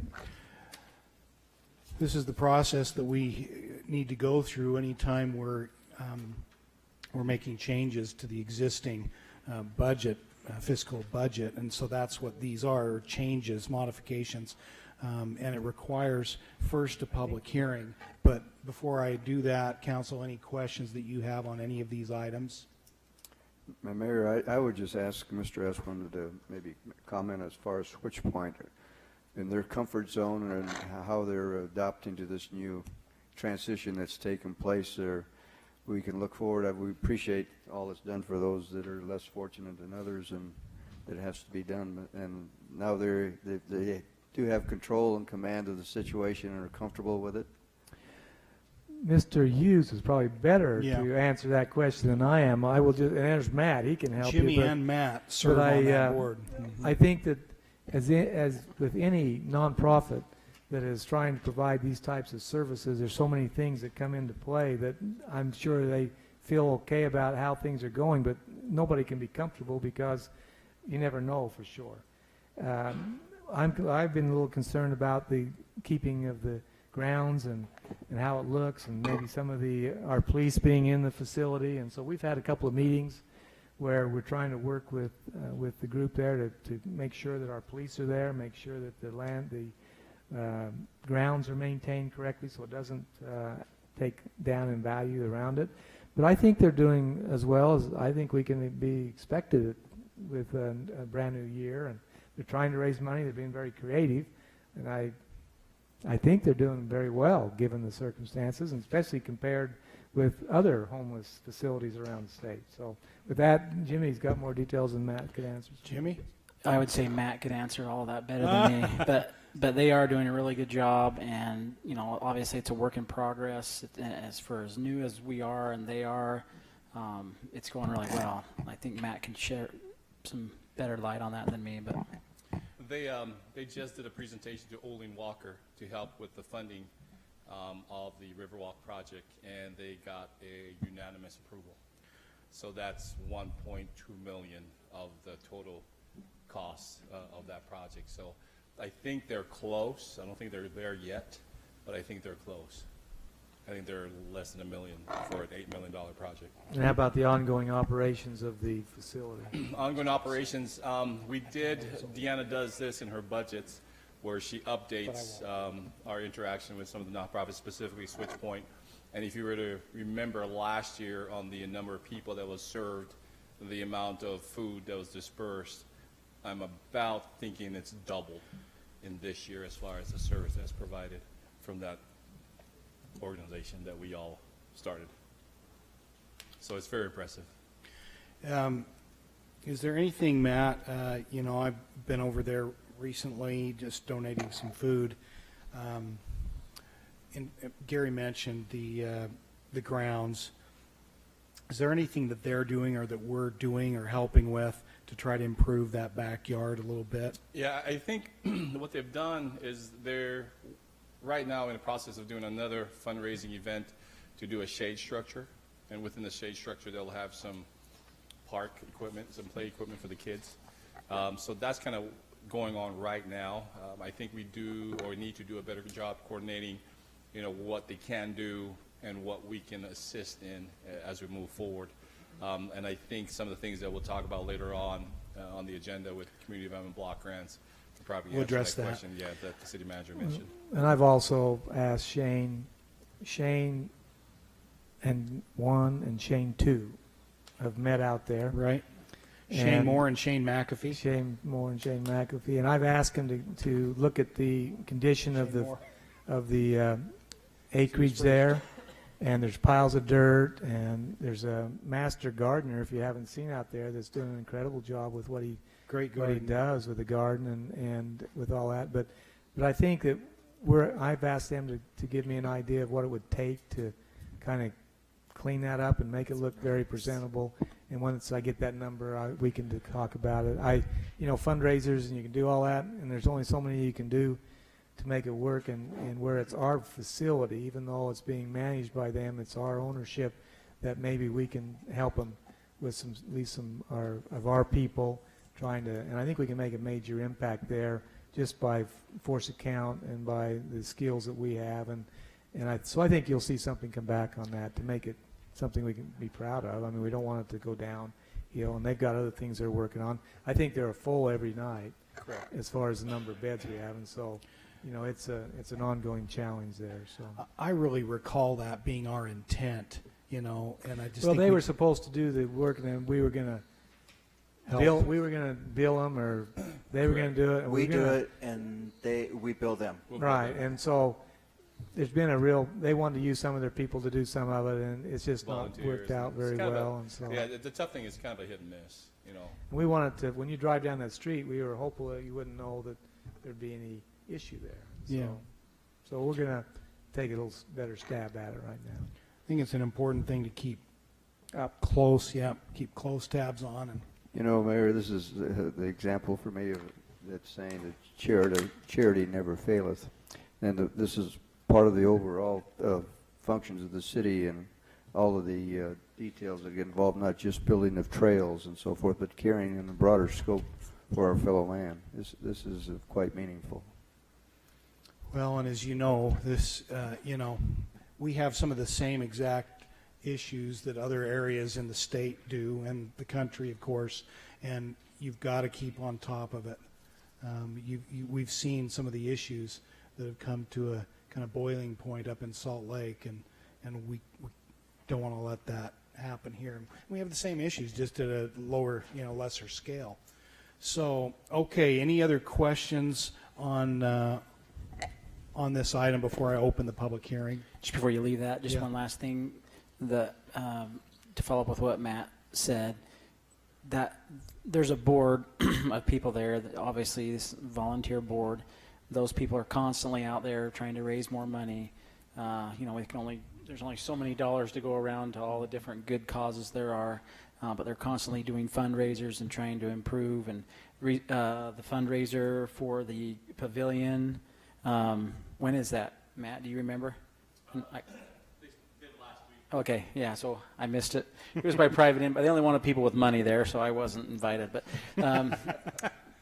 they're constantly working. I couldn't say there's a finer group of people that, it's not a glamorous thing. I mean, I don't know that there's a lot of attaboys for people on a homeless shelter board, but they are concerned about keeping ahead of it, like you said, Mayor, making sure we don't have the same kind of problems that they have in some other cities. As we grow, we have to continue that effort, and these people are really dedicated people behind the scenes who are on that board, and they're some of the finest we have in our city, and they're people that are professionals that come from career backgrounds that have great knowledge, and they are they're just good people, and they are dedicated to that cause. So anyways, enough of that. Well, thank you, Jimmy, and appreciate both you and Matt serving on that board. That was one of the things we agreed jointly, that we would have 2 seats on that board, and I hope they feel the city's support. They certainly have it. Mm-hmm. And for again people wondering, the city has purchased that property and that building and made some initial improvements to it, and it remains in our ownership. And we purchased that really through CDBG funding, and we're still doing that. And yet we recognized it made sense for this board, Friends of Switchpoint, to really run it. But we are close. We are joined at the hip, as I think we need to be. So, okay. So if there aren't any other questions on any of the other budget opening items, then I will open the public hearing so that we fulfill our obligations. For any who have come to express input on this, number 3G on our agenda today. Seeing none, I'll close the public hearing and come back to you, council, for your consideration of approving the resolution adopting or amending the fiscal year 2016-17 budget. Mayor, I make a motion that we approve the amending of the fiscal year 2016-17 budget as articulated. Second. Motion by Ed, second by Michelle. Any discussion on the motion? Seeing none, all in favor, starting with Joe, say aye. Aye. Aye. I thought you said Gotcha. starting with me. We gotta do that. Aye. Aye. One day it'll start with me in the middle. I'll do it. You watch. Uh, Motion carries. Thank you. Okay, if we could just take 4A quickly. This is just a housekeeping item. You previously approved an amendment to the ordinance on the Parrot Transit Eligibility Appeal Board. We need to amend that to change it to within 60 days after the notice, rather than the 30 days that we approved in the previous ordinance. And then a hearing shall be held no later than 30 days after the appeal, rather than no less than 30 days. And that would bring us into what we need to do for the federal FTA regulations. requirements. Yeah. Okay, any questions on that, council? This is a ordinance, but it doesn't require a public hearing. And there's no cost. Right. Anyone ready to make a motion on that? I'll go ahead and, Mayor, make a motion that we approve the changes to the Paratransit Eligibility Appeal Board. Do I need to name them all or just say as discussed? As presented, I think Yeah, would be good. as presented. Second. Motion by Jimmy, second by Ed. This is a resolution requiring a roll call vote. So all in favor, starting with Jimmy and going that way, say aye. Aye. Aye. Aye. Aye. Aye. Sorry, motion carries unanimously. That just messed Way it to all go. up. Way to go, man. Mayor, maybe we could skip the resolution on the budget at this point and go to the staff. There's people waiting, I guess, for certain Let's do items it. on the other ones. Let's do it. Item 6A is a approval, consider approval of local consent for a Class C liquor license for, restaurant liquor license for the Outback Steakhouse. I guess they're changing ownership. There's an existing license at that location, so we're not increasing the number of those licenses, but it is for a restaurant full-service license for Outback Steakhouse. Any questions on that? Anything you want to say? You didn't bring us any No, samples. she says she wants to go home. Not the drinking type, but no, we love Outback. Ready for a motion then, council? I would move that we approve the local consent for a Class C license for the Outback Steakhouse, now under a different ownership of Evergreen Restaurant LLC, 4514. Second. Motion by Joe with a second by Betty. Any discussion on the motion?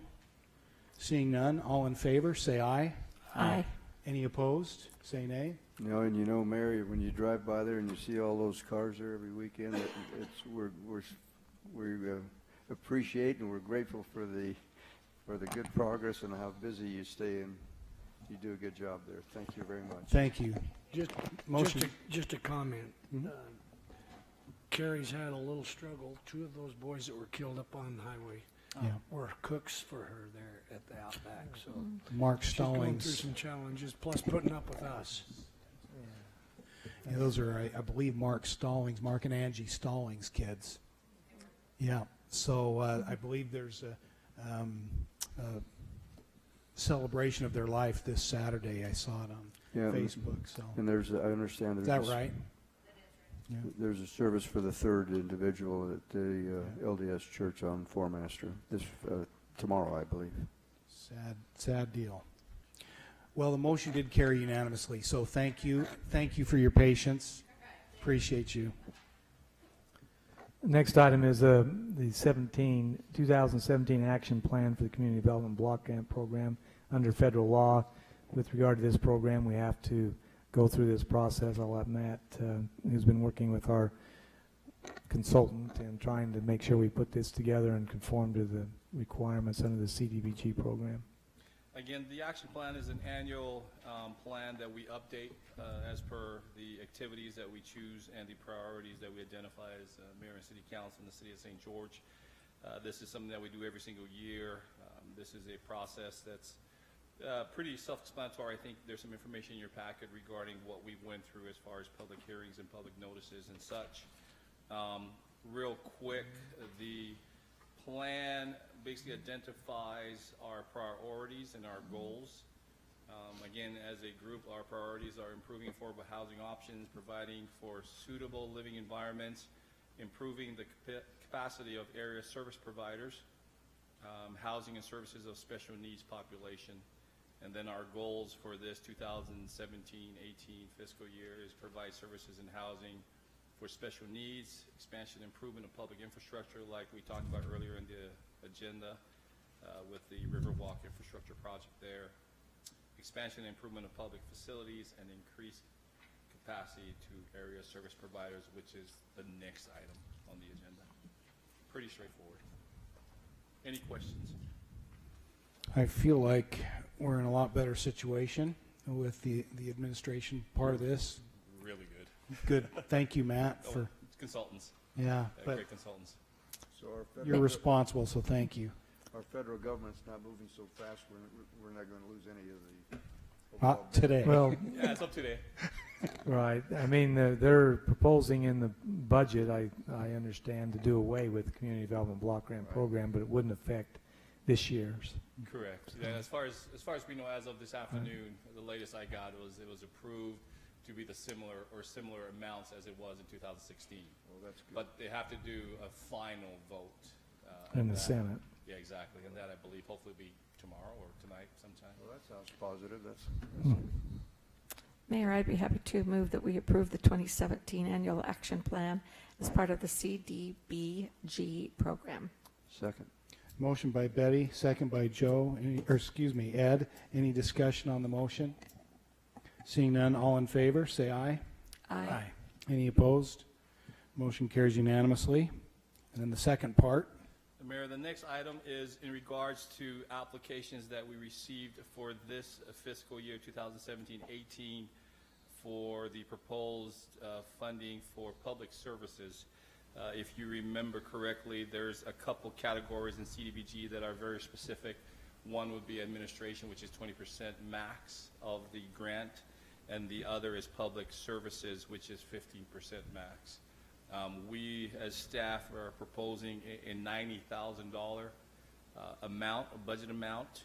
We had about 6 actual applicants from nonprofit partners in the city. Again, I'm hopeful that as part of your packet, you have our recommendations. City manager mentioned one was a application by Switchpoint or Friends of Switchpoint. That fund or those funds will be used to expand their services on weekends and evenings, as well as other things, programs that they do that we'd like to see if we can support. And then you've got Big Brothers and Big Sisters. You've got United Way, Dixie, and then you have Family Support Center and Memory Matters, who is a new applicant, prospective subrecipient of Community Development Block Grants.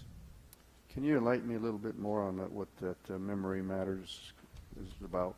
It's Alzheimer's. Exactly. Dementia, Alzheimer's, how to treat, how to serve. And again, that falls under the disability clause as far as criteria, as far as services providing. So that's a good thing, to try and work on that side of it. You might see that the Dove Center asked in the information for some money that did not meet the qualifications for the benefit to low and moderate income people it was for a pet thing or something like that. Correct. And so it didn't go up high enough to meet the Correct. requirement. But just again, on a side note, we do have, because we're really staying on top of this program, there are additional funds that may be available that we may bring forward on a future date for your consideration to assist another program for the Dove Center. Again, all of these applicants are doing a good job with the service they provide, so we would love to help them as much as possible. Gary, can you remind us in terms of the amount of funding that's gone towards the Switch Point building? Well, 921,000 and some there you go. cents right now. In the problem with, we had originally thought that we could use all the community development block grant funds to pay for the purchase of that facility, but there is a limit, as mentioned earlier, with regard to how much percentage you can put towards public facilities. And so what we're using, we've used as much as we can. Now we're using housing funds from the EDAs out in Fort Pierce Yep. that we have in a fund, and we're going to use those funds to pay off The rest of I it. think we have one more payment. This next fiscal year pays that off, I believe. Wasn't around 1.5 million. 1.5 million. Yeah, total. Just want to remind the council of that. And then Since we also have, again, making reference to city manager's comment as far as try to do a better job with the actual facility. There is a category called public facilities that does not have a criteria, a percentage that we can spend up to, that we do have some funds there that we can look at a future time that's available in our current CDBG account. Very good. So we should be good moving forward. So we're being asked to consider approving this 2017-18 Community Development Block Grant activities to be approved for funding. Any such motion? I would make a motion, Mayor, that we approve the 2017-18 Community Development Block Grant activities to be approved and funded as articulated and discussed. Second. Motion by Ed, second by Michelle. Any discussion on the motion? Seeing none, all in favor, say aye. Aye. Any opposed? Motion carries unanimously. Thank you, Matt. Appreciate it. All right, we'll go to Planning Commission report.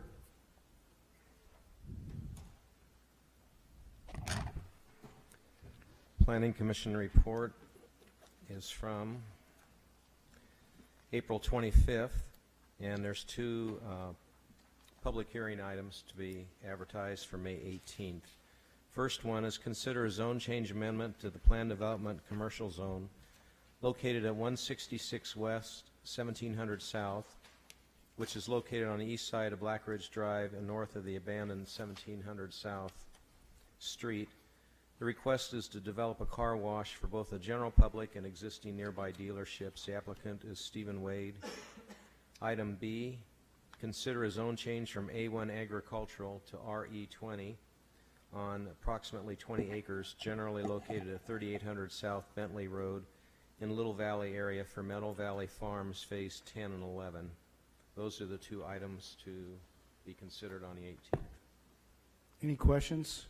Otherwise, ready for a motion to set these two public hearings. That was that item that came up. We had good turnout from Little Valley residents that showed great concern over that. So That was 2.5 hours just on that one item. Yep, I got to be here for that. Just a quick question on that. Is that what the applicant requested, or is that what was determined in the meeting, that public hearing? That is what the applicant requested. That's not what the Planning Commission will So do we recommend know to what you. they'll be asking us for? Yes, the applicant wanted to change from A1 to RE20. The Planning Commission recommends that it stay as A1, but there's a portion of it that's OS, and they supported that small portion to go to A1. So yeah, Ray, like he mentioned, the Planning Commission recommended the entire thing be A1. The applicant, since the Planning Commission, they've revised their application, and so you will see the majority of that is A1 and a small portion of it RE20, but probably 75% of it, 80% of it, the applicant has changed to be A1. So that doesn't have to come back to the planning commission if he changes in between there? No, because they recommended the entire thing to be A1, and so they've revised their application for your consideration. Okay, just to No, make no, no. sure that we don't get, that we have the proper notification then, because I did get asked about this by some residents, and that was their fear, is that they were told it was going to come as that and it'll be changed. I mean, I'm not saying there's a problem with it. I just want to make sure they have, have we sent out notifications already? We have sent out notifications. So what is the, I mean, what, The it still notifica- says the RE20? It does. Okay, all right, Yeah, just it so they does. know. Okay. Good catch. Anyone want to set those public hearings? I think Make a motion, Mayor, that we approve those public hearings. That we set. That would be set for May 18th of this year. Second. Motion by Ed, second by Jimmy to set these two public hearings for May 18th, 2017. Any discussion on the motion? All in favor, say aye. Aye. Any opposed? Motion carries unanimously. Hillside permit. Next item is a hillside permit. Consider request for a hillside development permit to allow for the installation of a looped water line into the city's water distribution system. Location is at the existing city water tank that's located up on the hill up behind Desert Hills High School. The project is called Bloomington Hills Water Tank. The applicant is the City of St. George Water Services Department. The representative is Mr. Cade Bringhurst. And as you can see on the screen, it's a request. The goal is to install a 12-inch diameter looped line that'll go into the city's water distribution system. So a lot of this is repetitive. On the screen, it just shows that it's the existing water tank, what the project is, 12-inch line, and a little background information on how long they've been trying to get this. 10, 12 years. I'm going to go through this quickly. The Hillside Board and Planning Commission looked at the contour maps. In particular, the Hillside spent a lot of time on it. We've got geotechnical engineers, and we talked about the slopes and the intervals. And then this ties into it, just showing the location. Everything I'm pointing to here shows the land that's owned by Sitla. And it's a little hard to see, but the tank we're talking about is about right where I'm pointing. And then in comparison down this map, this shows what the city of St. George owns, and then I'm pointing again to the city water tank, just for reference. The zoning is planned development residential, a little tiny bit is open space, and a general plan is public facilities, MDR, and OS. Google Map, this is showing the existing tank, and basically, here's Desert Hills subdivision, here's the back of the high school, and there's an existing foot trail that comes up to the top, and the plan that the contour map showed, and the grading is to follow and to stay within that same area. So what's disturbed there is basically the same area, the same path for this 12-inch line to go in. These are just a couple of views from Desert Hills neighborhood showing, you can see the trail in the distance. Here's the tank up on top. A little closer view. You can see from the high school, out on the street of high school, looking in where the tank is. So here's the aerial plan. This shows, again, the route that the pipeline would take. And here's a couple photos that I took out there just walking up and looking at it. And like any other site, the Hillside Board went out and walked up and down, looked at all of the site. And another view. So that pretty much concludes the presentation, except to jump to the Hillside Board recommendation and the Planning Commission. So I'm looking at page 5 of the report. On April 19th, the Hillside Board met on site. They inspected the area, made a motion recommending approval with the following comments and also conditions. Number 1, a disturbance area. It's recommended that an area of approximately 25 feet wide be approved for a limited disturbance area to allow for the installation of a looped water line as presented, and that was shown on the contour map and grading plan that I showed you. Number 2, they'd like to have it staked and taped. That's often done to control the limits. And that's to avoid having overspill of dirt and rocks, spoils go on where you would see it from down below. 3, drainage. The Hillside Board spent a bit of time talking about recommendations for drainage just to improve it from how it's been eroding currently. I'm jumping around here a little bit, but once disturbed and the line is put in, it would be returned to where it's just the dirt and rock, but they would still make it in a better situation where you would control the drainage coming off of it and have less erosion.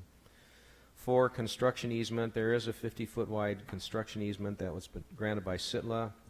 However, the city, who's the applicant, is going to strive to limit that to about 25 feet.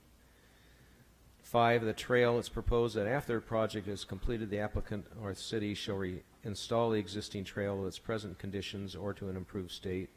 And note that the trail shall only be kept in an earthen state. No paving or gravel is proposed to be installed. And there's a sign posted out there, no vehicle driving is permitted. 6, vegetation. They felt you really can't do much out there, as you saw in the photo, but they asked if they could just try to throw some seed around and maybe get some of this to come back to more of the native, just to cut down on it. We were doubtful, but they said they would try that. So the last comment on the bottom of that page, Planning Commission. The Planning Commission recommends approval with those comments and conditions that came from the Hillside Board.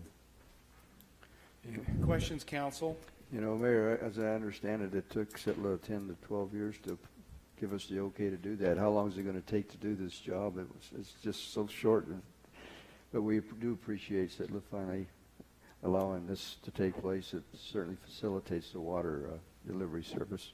And Councilman Baca, when you mentioned that, that made me think back. You probably heard that they're hoping to do this within about a 3-month period of time. They want to do it when school's out. I think it was June, July, August, and they're looking for approval, hoping to get it so they can get in. It would be done with the city crew. It feels like the key concerns have been dealt with by the Hillside Review Board, but any questions or concerns, council? Yeah, the concern would be that they started on this permit process back when I was in high school. Yeah. Not quite, but I mean, it seems like It's been a while. No, no concerns. I'll go ahead and make a motion, if I can get back there, so I gave you the right information. Make a motion that we approve the Hillside Development Permit for the installation of the looped water line. Second. Motion by Jimmy with the second by Michelle. Any discussion on the motion? Seeing none, all in favor say aye. Aye. Any opposed? Motion carries unanimously. We don't have to watch you do that bike thing again, do we? Jeez, hope not. I think once was more than enough.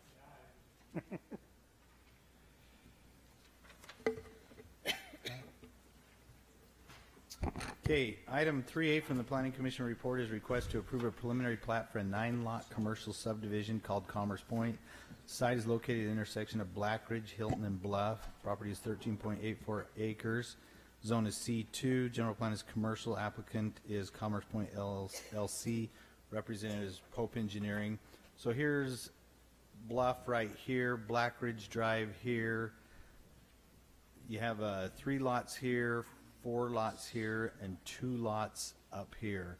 They'll have to share, they'll have a combined utility and access easement here, as all the properties are served by that access and their utilities. The same here, they'll have to do a combined access and utility easement there for those 4 lots, and the same here. That'd be the real big part of that plat. Questions, council, on this one? I wish I'd have looked at this a little closer when I was at Planning Commission, but off of Bluff Street, there's an access there? There's an access right here. It's only a right in, right out, right there. And then this is a right in, right out right there. Thank you. Any other questions? Just, it appears that this is appropriate land use it's compatible with what's taking place in that. Second. Was that a motion, Ed? I'll make a motion, Mayor, that we... Second. Okay, Ed makes the motion that we approve this. Let's see, that turned out to be a Preliminary plat. preliminary plat. Sorry, I'm scrolling back to find it too. There's a lot of info Yeah, in there. there is. And Jimmy seconded the motion. Any discussion on it? Seeing none, all in favor say aye. Aye. Any opposed? Motion carries unanimously. Next preliminary plat. Okay, item 3B is a request to approve a preliminary plat for a 39-lot residential subdivision called White Sands at Southern Hills. Site is located east of River Road and south of the White Dome Nature Preserve at approximately mile marker 4 on the Southern Parkway.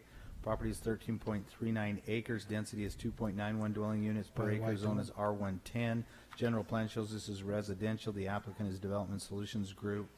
So this is it right here. If you look over here in your vicinity map, here is River Road, here's the Southern Parkway, and here's the White Dome. So it's just south of the White Dome, east of River Road, and north of the Southern Parkway. This is a 66-foot road. This is the alignment of the water line that was installed recently for Sitla through this property. This is where it was installed, and so Is it complete? it is pretty close. It should be complete. Maybe over on the Desert Canyons they might have a little bit, but as far as through here, it is complete. This would be a road that would require, they're requesting double fronting lots, which would require a landscape strip and a privacy wall. They will be required to stabilize this grading here and not leave it in an unstabilized state. Let's see. They also, this right here is part of their property. There is some drainage that comes off of the White Dome.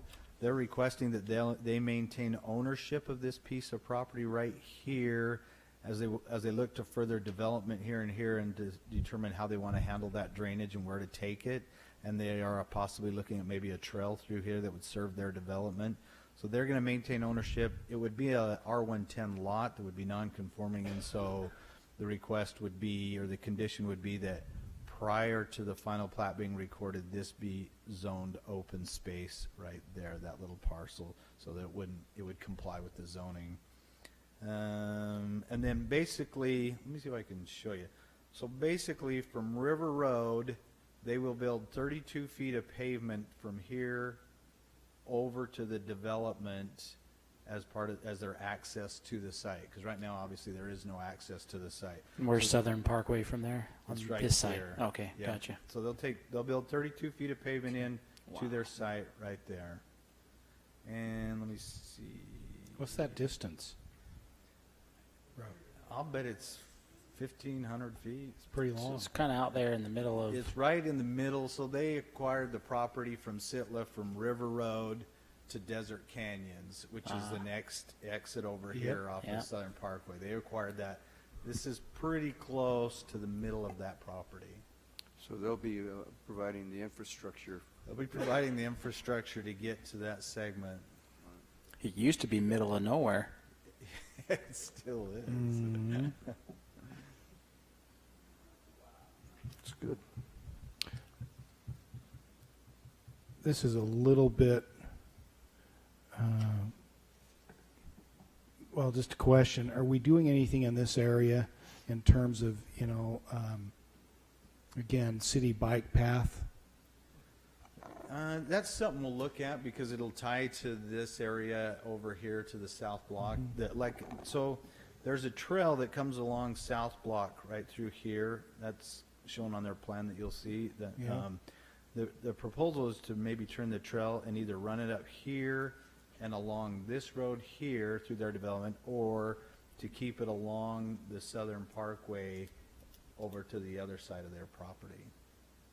So they're kind of debating that right now as to where, we're working with Parks and the developer as to where the best location for the trail would be as it extends through their property.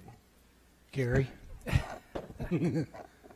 Well, this is going to be a little complicated down the road somewhere because, my mind is not as good as it used to be, obviously, but when the Southern Corridor was built, there was an agreement, or there was a concept that there would be a bicycle trail all the way along the Southern Corridor.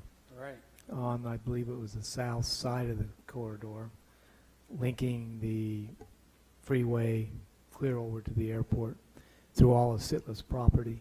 So I think we need to be working with the developer as well as I guess if they own the property now, we need to go back and research when that southern corridor was built, what that condition was for the roadway. Because the idea was to try to get those bikes off of the southern corridor. And so I think there was a designated, and I don't know for sure, but I know there was discussion with Sitla. It's come up since then, especially when we had that accident on there. Yep. And my understanding was that there was supposed to be a dedicated space for a trail. Now, whether you put it there or put it up as part of the 66-foot road, that's, as I understand it, that 66-foot road would go all the way clear over to Desert Color, right? Yeah, it'll go from And River all the way Road over to Desert Canyon. right, and so, and it'll go both ways, Yeah, all the and then it'll way. And extend so through south. whether that takes the place of it or not, I think the discussion may have to be whether it's a joint trail for pedestrians or whether that should be separate from a bicycle trail. Because, I think when it was originally intended, that was going to be it's going to be bicycles. And then the trails would come as part of the normal trail development. And so I think those need to be discussed because, quite frankly, the people that go on that Southern Parkway right now, and that their speeds and the frequency is not conducive to sharing the road with walkers and joggers and people pushing strollers. And so I think we need to go further. This is a preliminary plat. We can try to iron some of those things out, obviously, before we go too much further down to the final plat process. But there is some history here, and I, quite frankly, I should have looked it up, but knowing our relationship in the past with Sitla, it may not be where we can get our hands on it. So. Well, and Mr. Esplin, I think that it speaks to the fact that Gary, Okay. that we're having, it did sound a little odd. Anyway, difficulty with BLM, U.S. Fish and Wildlife, some of our other partner agencies about what was promised and when. And it does create a dilemma. Well, I think we have all new people in their position with regard to the staffing of it, and so I would suggest that we have if you go ahead and you could approve the preliminary plat because that would be okay, but then before we go much further, we get a meeting with Sitla, with the developers, and try to figure out exactly what the intent was. Because my feeling was that was supposed to be a separate trail for bikes. Transportation, that's and why not a joint, because a lot of places across the country have found out that if it's going to be truly successful as far as your active transportation, whatever else, it doesn't mesh with multiple use. And so we need to get to that point and have that discussion. And get it written down Right. and signed. Exactly.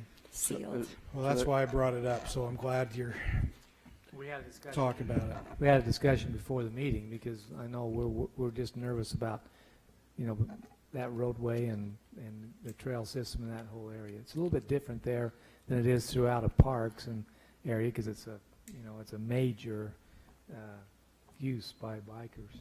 Is there any relationship going to be existing with the nature preserve there? It's not too far away from this. I think the nature preserve has some trails. Those are just Right. walking and hiking and trails. I think somebody's done a good job over there putting that together. I Yeah. think there's a trailhead Yeah. and that, and so I think that is more recreational. I think the original idea, like I said, along the freeway was more high speed type of a thing. So, but we'll get that ironed out. We'll get the information to you. I remember seeing a similar kind of trail when we were going through Colorado. Do you remember that? Right. And that's what it was. It was clearly a cycling trail, and it paralleled the freeway. Yeah. So, okay. Enough on that. Where were we? St. George? Preliminary plat. Preliminary plat. Does anyone want to? I don't think we'd approved it yet. Do we want to make that approval? Motion to approve the preliminary plat for 39-lot residential subdivision called White Sands at Southern Hills. Second. Motion by Michelle, second by Ed. Any discussion on this motion? Seeing none, all in favor, say aye. Aye. Any opposed? Motion carries unanimously. Okay, item 3C from the Planning Commission reports request to approve a preliminary plat for a 33-lot residential subdivision called Sage Canyon at Southern Hills, Site is located east of River Road and south of the White Dome Nature Preserve at approximately mile marker 4. Property is 11.22 acres. Density is 2.94 units per acre. Zone is R110. General plan shows it is residential. Again, the applicant is Development Solutions Group. So the previous one I just showed you was right here north of this one. This is that same 66-foot road right here, and these are the lots they're proposing below. They are requesting lot size averaging, as 7 of the lots will be less than 10,000 square feet, the smallest being 8,972 square feet.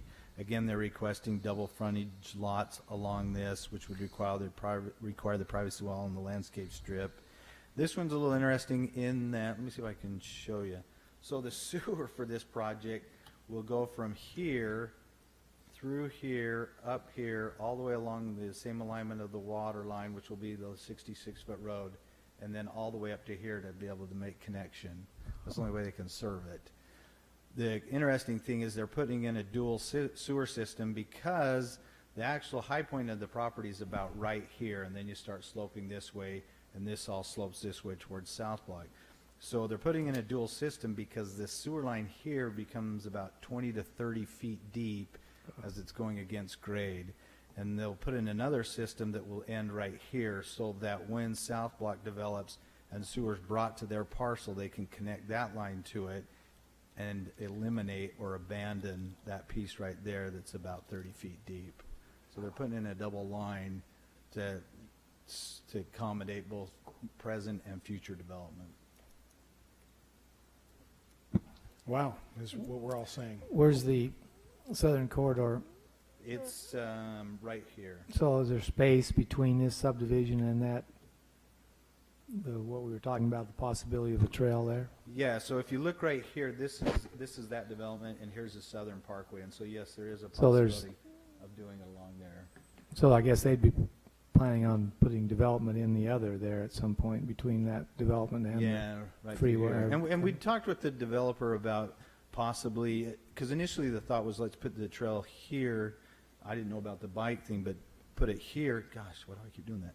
Put it right there, and they thought, maybe they could give up 30 feet along there or work with the city with about 30 feet along there for some type of bike access. So, yeah. And I think, again, if it's, I'm just guessing here, but if we're really doing a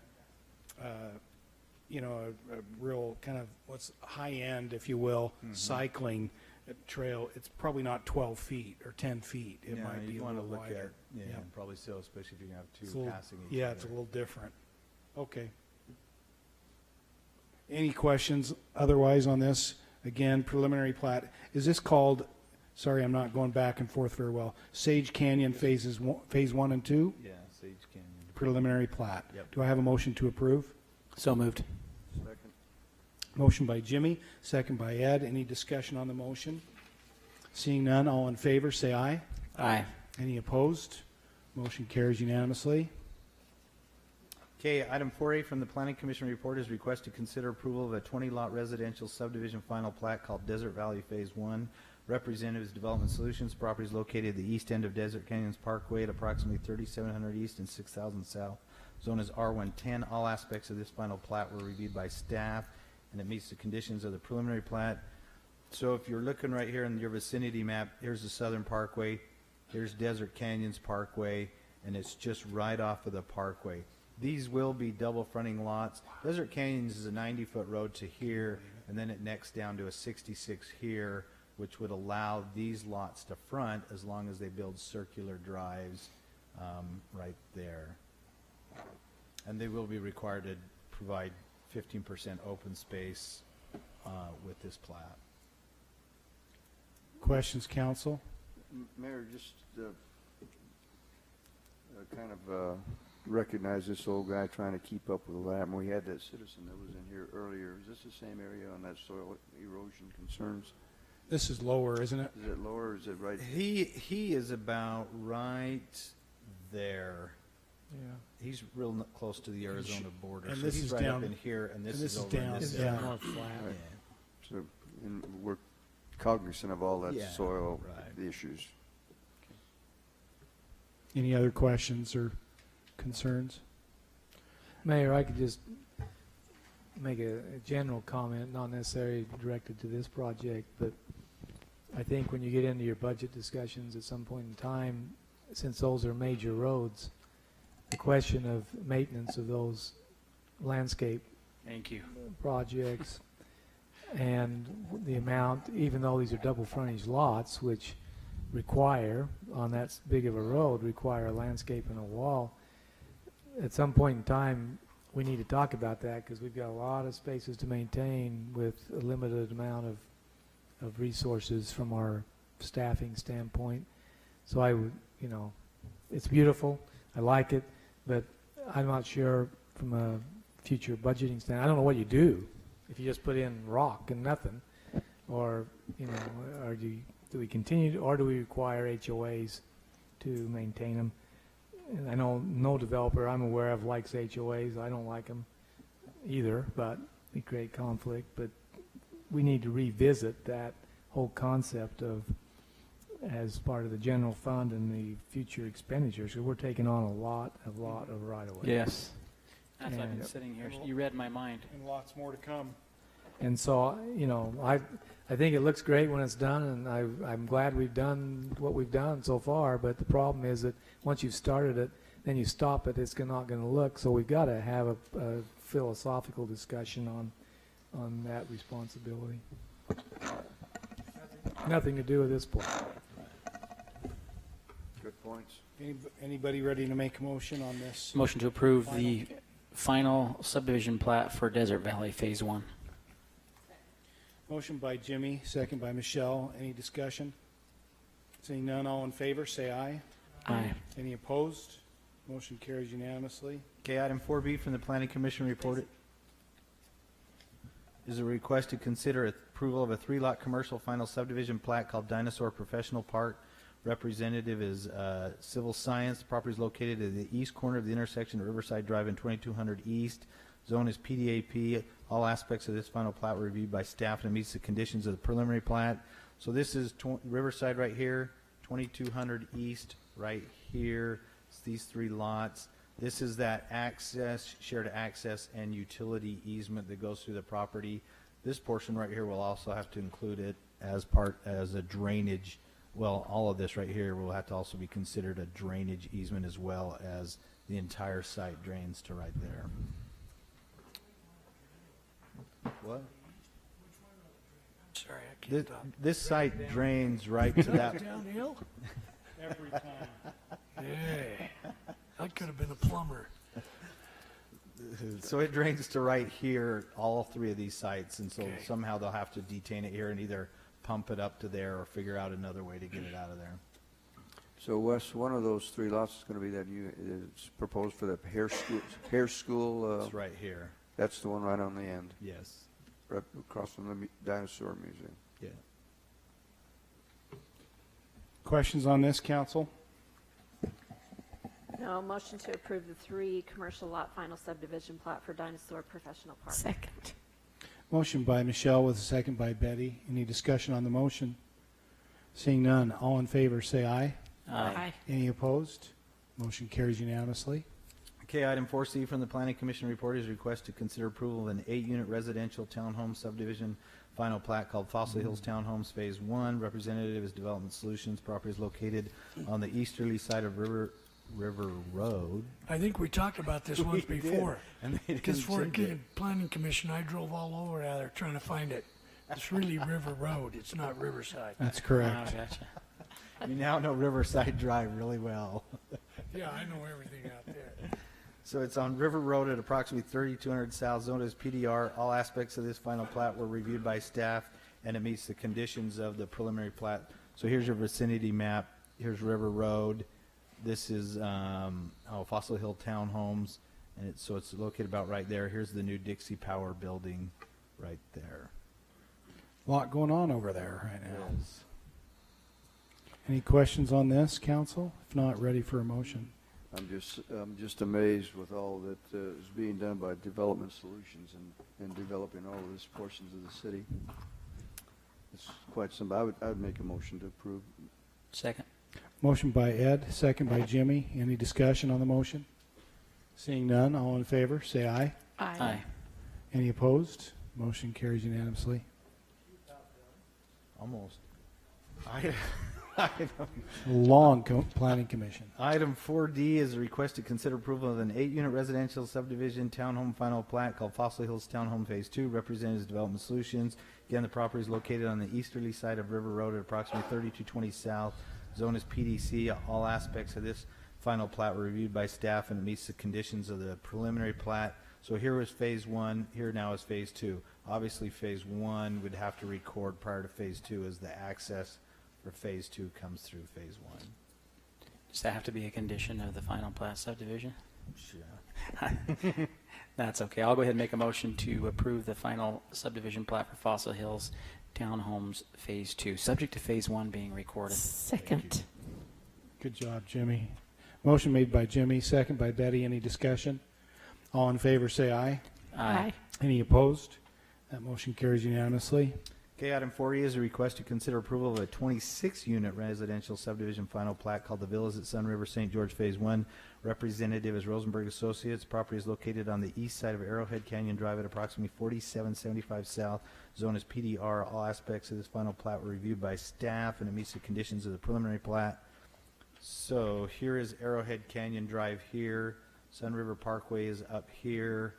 This is the townhomes, and this is the amenity area that will be constructed with Phase 1 as its the amenity area for the entire project. Oh, this is the Short-term this rental. short-term rental. rentals. Yeah.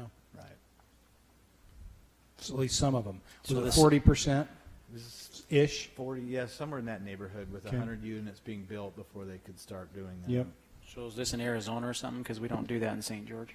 Yeah, apparently not. Sorry. Mayor, I move that we approve the 26-unit residential final subdivision plat for the Villas at Sun River, St. George, Phase 1. Second. Everybody's anxious Aye. to second that. That was a motion by Betty, second by Michelle. Any discussion on the motion? All in favor, say aye. Aye. Any opposed? Motion carries unanimously. Okay, item 4F is a request to consider approval of an 18-unit residential subdivision final plat called the Villas at Sun River St. George Phase 2. Representative is Rosenberg Associates. Property is located on the east side of Arrowhead Canyon Drive at approximately 4700 South. Zone is PDR. All aspects of this final plat were reviewed by staff and it meets the conditions of the preliminary plat. So this one is located just north of Phase 1. It's similar to that Fossil Hills one in that their access comes through Phase 1, so Phase 1 will need to record prior to Phase 2. Now that Arrowhead triggered my memory a little bit. Is that proposed to city park in there somewhere? The park Down the way. Yeah, the park will be built right down here on the south end, right through there. And I believe they're in the process of working with the city to dedicate that to the city. So it'll be on the south end of this project. Ready for a motion? Mayor, I make a motion to approve as is outlined and articulated. Motion by Ed, second by Michelle. Any discussion on the motion? Seeing none, all in favor, say aye. Aye. Any opposed? Motion carries unanimously. Okay, item 5A from the Planning Commission report is a request to consider approval of an amended commercial subdivision final plat called Dinosaur Crossing Subdivision Phase 2 amended. Representative is Anderson Wallen Associates. Property is located east of the intersection Riverside Drive and Mall Drive. Zone is PDC. The purpose of this one is to amend the lot line between lots 2 and 3 and lots 4 and 5, as now that they're developing what they want to do on the site, their building and their parking does not fit, and so they're looking at amending those two property lines to accommodate the development of the parcels. Now, you said 2 and 3, and then it said down to... you And said between 4 and 5. And 5? Yeah, so it's between 4 and 5, the lot line's adjusting, and then between 2 and 3. Motion to approve the amended final plat subdivision for Dinosaur Crossing Subdivision Phase 2 to allow for the lot line adjustments between Lot 2 and 3 and 4 and 5. Second. Good job, Jimmy. Motion, Jimmy makes the motion. Betty seconds. Any discussion on the motion? All in favor, say aye. Aye. Any opposed? Motion carries unanimously. And Wes leaves the podium.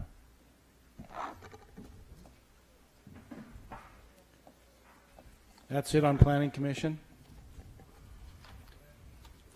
I didn't notice. Does Ray have a beard yet? Is he keeping up with you guys?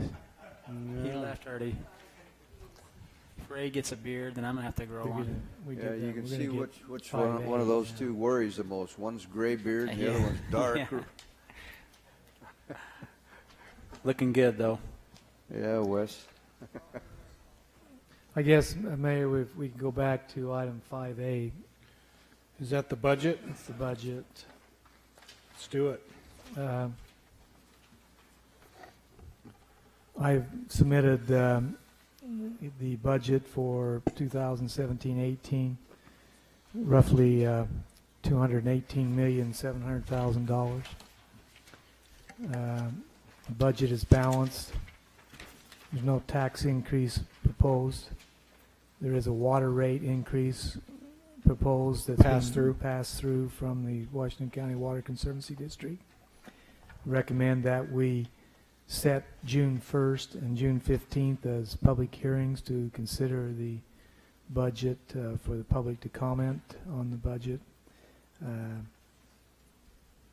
As you know, it appears kind of funny that you're adopting a budget tonight, but under state law, you're supposed to adopt my recommendation as the budget officer of the city tonight, so that then you can have hearings on it and take public comment on it.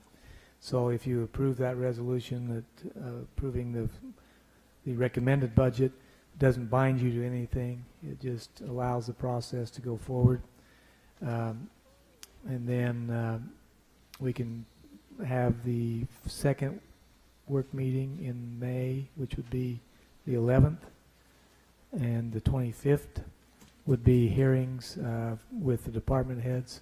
They're already scheduled to come in, probably from 4 to 9 at least that night or more. And then after you take that input from the department heads, then you would go to the public hearings on the 1st and the 15th. The budget would have to be adopted by June 15th to conform with state law. If you approve the resolution tonight, then on the web, we will input that even tonight.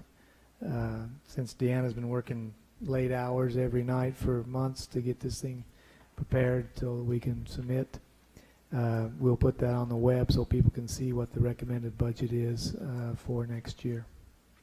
I don't really think we need to go into any of the details. You should have your electronic copy, or you should have somebody that wanted a hard copy. Those are available to you, and then we'll make the other information available on the web, or there'll be one here at the city office that people can look at in the recorder's office. So I can't go without saying Deanna has put in many long hours and does an incredible job with getting the information to me. Makes it a lot easier to try to balance it. So I think we had to cut $9 to $10 million out of the request. So it's been an interesting time trying to make it balance, but it does balance at this point in time. So, and Mayor, just for clarification for me and the public, when we get into these discussions, this is where the discussions take place as far as the department heads and a lot of the discussion that was brought up today as to trail systems and need for additional police officers perhaps, or whatever other department that has concerns to try to keep the city up with being able to deliver the service and safety that's needed. That's where all these discussions take place, and certainly I would invite the public to contact any one of us to express their concerns or any issues on this budget matter. So, yeah, normally what will happen is we'll present in detail to you before the department heads start the overview of the budget, like we've done in the meeting we had previously, and the retreat that we had up at the police department. I think it was up there, wherever it was. And then you'll see the balance. You'll see the numbers. I mean, you'll see if there's no tax increase, then you're fixed with the revenues, obviously, that we're generating. And so you'll see the requests from the departments There was a number of requests that were not recommended for approval. You'll see the amount for the employees for next year. You'll see all those costs that are associated with it, and then you'll have the opportunity to change my recommendations or try to add money to it or reprogram priorities, whatever you need to do to balance the budget if you add to it. It'll be very difficult to add to it without taking something away unless you come up with a new revenue source. So that's what that whole process is for. And so you're right. We'll be ready. I can't wait personally. Yeah, I'll bet. I will go ahead and make a motion that we adopt we approve the resolution to adopt the 2017-2018 preliminary budget and set the public hearing dates for the 1st and 15th of June. Second. Okay, Jimmy made the motion. Who seconded it? Did. And seconded by Betty. Any discussion on the motion? All in favor, say aye. Aye. Aye. Oh, wait a minute, it's a resolution.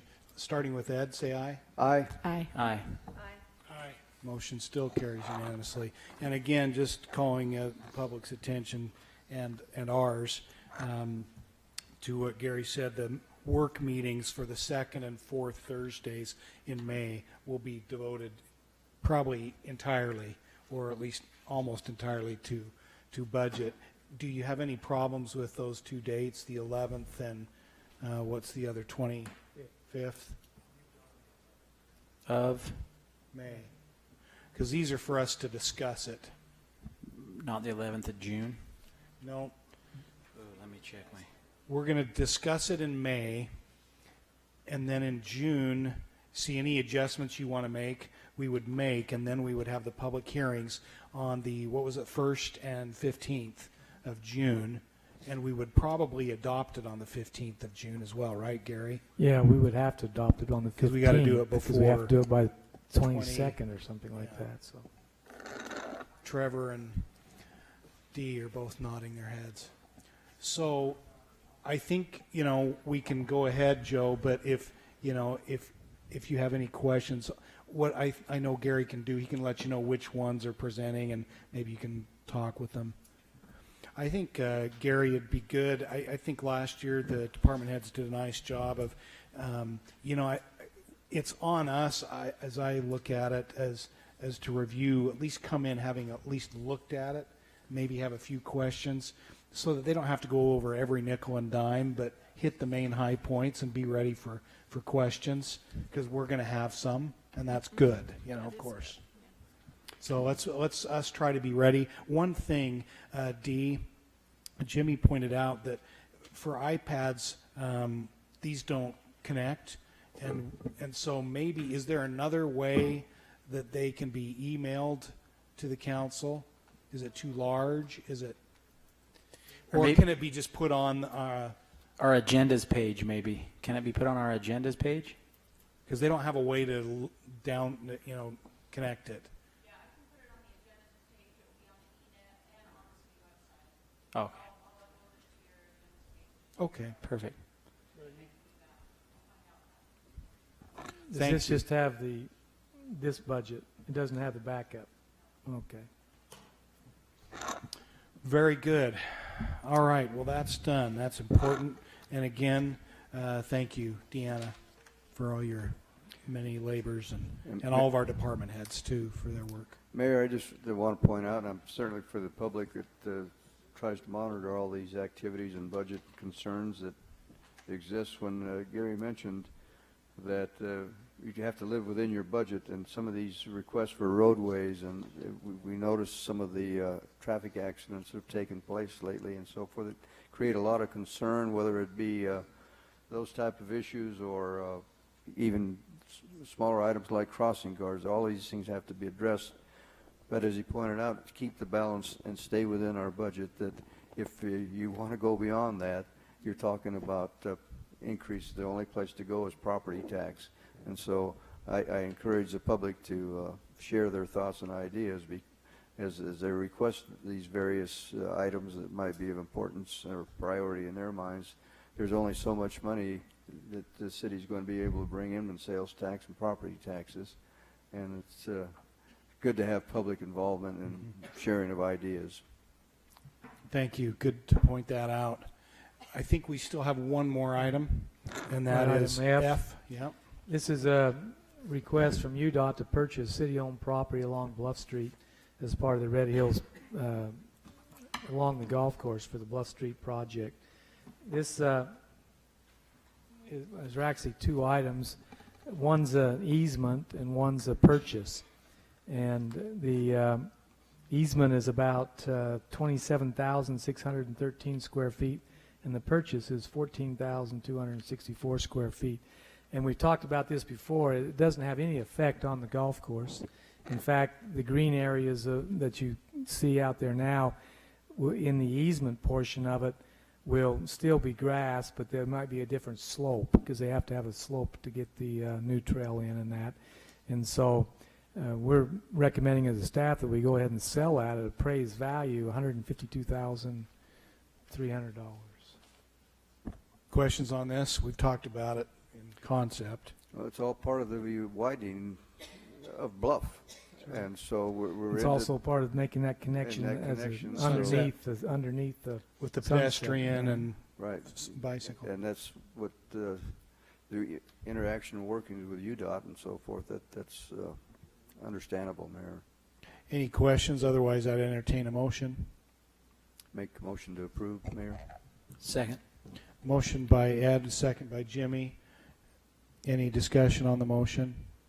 All in favor, say aye. Aye. Any opposed? Motion carries unanimously. Mayor, I had one other item. I asked Stacy to stay as a representative of the Ledges, if that's all right. Yeah. I think we talked about up on the U-18 and up in the Ledges area at a work meeting or sometime we discussed the idea of the plats that are being approved up there, even though they're not using the power that's up there. There's a finite amount of power without changing the substations and getting additional transmission in. And we were concerned about, as we approve those plats, that we are required then to provide power, set aside capacity for those plats as they're approved. We finally received a letter from Pacific Corp that said that they agree with the study and the plan that we submitted to them previously, that they will complete the improvements necessary to allow that development that has been approved up there to continue to develop out as the master plan is completed. And they guarantee through this letter that, and we'll have to make sure that that's in an appropriate format because this is with UAMPS, but they will, as soon as the loads reach an agreed upon level that we've submitted, that then they will begin construction, and they have in their funding package monies to put the additional capacity in for that substation up there. So which means that we wouldn't be needing to worry about plats being not recorded because we don't have the capacity in that substation to allow that development to go. We all recognize that we're relying on this letter from Pacific Corp and from their commitments, which I think they have to do because they're a transmission provider for power in this area. So if that's all right, we're going to release the permits that are so far on the plats going forward and rely on that commitment from UAMPS. And we'll let the city attorney look at that letter and make sure we're okay that way. But I know they've been nervous and been waiting on some projects up there. So Lori indicates that it's as good as it's better than what we thought. Really, they're paying the cost. Pacific Corp, which I hard to believe, but I guess they are. I know. Okay. We'll double check it. Council sound okay? You might get with Lori and run through that. Our city attorney will make sure and notify us that it's in. Well, if it doesn't work, then we'll freeze them again. But I think that we've got the time and capacity to do it now. And they're not making us pay for a study either. No. So that's great. One other thing, Mayor, and I should have pointed this out when the city manager had you table that item, because it was an appeal. I think you need to table it. I think you need to officially table it. Okay. I will say on the record, though, and I think I've discussed this with the city manager, but That gentleman was just a member of the He's HOA. an individual. He's an individual, so That has I'm to- not saying that we think this is an appeal of the HOA, but we've been working with them, so we'll continue to work with them. So I need a motion to And that- table item 6D. That has to deal with the removal of pine tree. Right. So the public. So moved. Do we need a date? We can't really do a date. Let's just set it for the next Next one. regular council meeting. Sound good? Okay, so that was a motion by Jimmy, second by Betty. Any discussion on the motion? All in favor say aye. Aye. Any opposed? Motion carries unanimously. Any reports from the Can I just do one more while I'm hot? Sure. Just for your information, the Senator Hatch, I think, and Senator Lee introduced legislation today, I believe, asking for a freeze to be put on the approval of all RMPs, specifically our RMP project. And we sent a letter, or we indicated that we supported them in that action. I think that Congressman Stewart is going to introduce it in the House in the 16th because they're at recess or they're something. He couldn't get it on before the 16th of May, and so they're going to take action to try to freeze it until there can be further discussions and comments about the process. So hopefully they'll be successful. We'll see, but that's a good first step. We also had a meeting that was initiated by one of our commissioners about the Northern Corridor. And they were, the leader of the discussion, or discussion leader, I guess, proposed that it be a congressional remedy, and thought that that would be the best way, and that it was said, if I wish I could quote it exactly, that it would be better for us to take one of the alternatives that was southerly and maybe didn't accommodate the amount of traffic that we need, but that a deal, any deal, was better than no deal. And kind of on your behalf, I said that that was absolutely ludicrous and would not work, and that if we were going to go to the mat with this kind of thing, we wanted the route, not an alternate, well, I guess they're all alternate routes, but the alternate route that would provide the maximum amount of benefit and travel numbers. So we weren't willing to take a 1% where we could have had 50%, just so that we could get this deal done. And that if that happened, that we would be coming back for another road and another road and another road till we had a spaghetti bowl going across the desert tortoise habitat. And they got the message really loud and clear. And I also said that I thought we had the besides Donna Ferris Rowley, we had the associate director of BLM in the room. And I said, ask him if there was another way that we could attack this. And he said yes. He opened the plan, and there were several different alternatives. And I said, who is the approving authority? And he said, well, the district or the area manager could approve this. And then he said, and if that doesn't work, the district manager, and if that doesn't work, it's probably me. And I think that, so in other words, we kind of went back to the drawing board, and we didn't assume that the only way we could attack this would be by a congressional action. Even though we have positive things going on back there, it's still very difficult to get something through Congress. And if we can have an area manager or a district manager approve an EA, environmental assessment, and get that road approved, and the maximum benefit that we need that will take us into 2050, that's exactly what we need to do. So just thought I'd let you know. They're also drafting legislation right now, and I think Senator Hatch or Marcus Faust is working on another lands bill that they're talking about possibly having to introduce as part of that. So, and I'm sure Sean sent you an email that we lost the administrative appeal.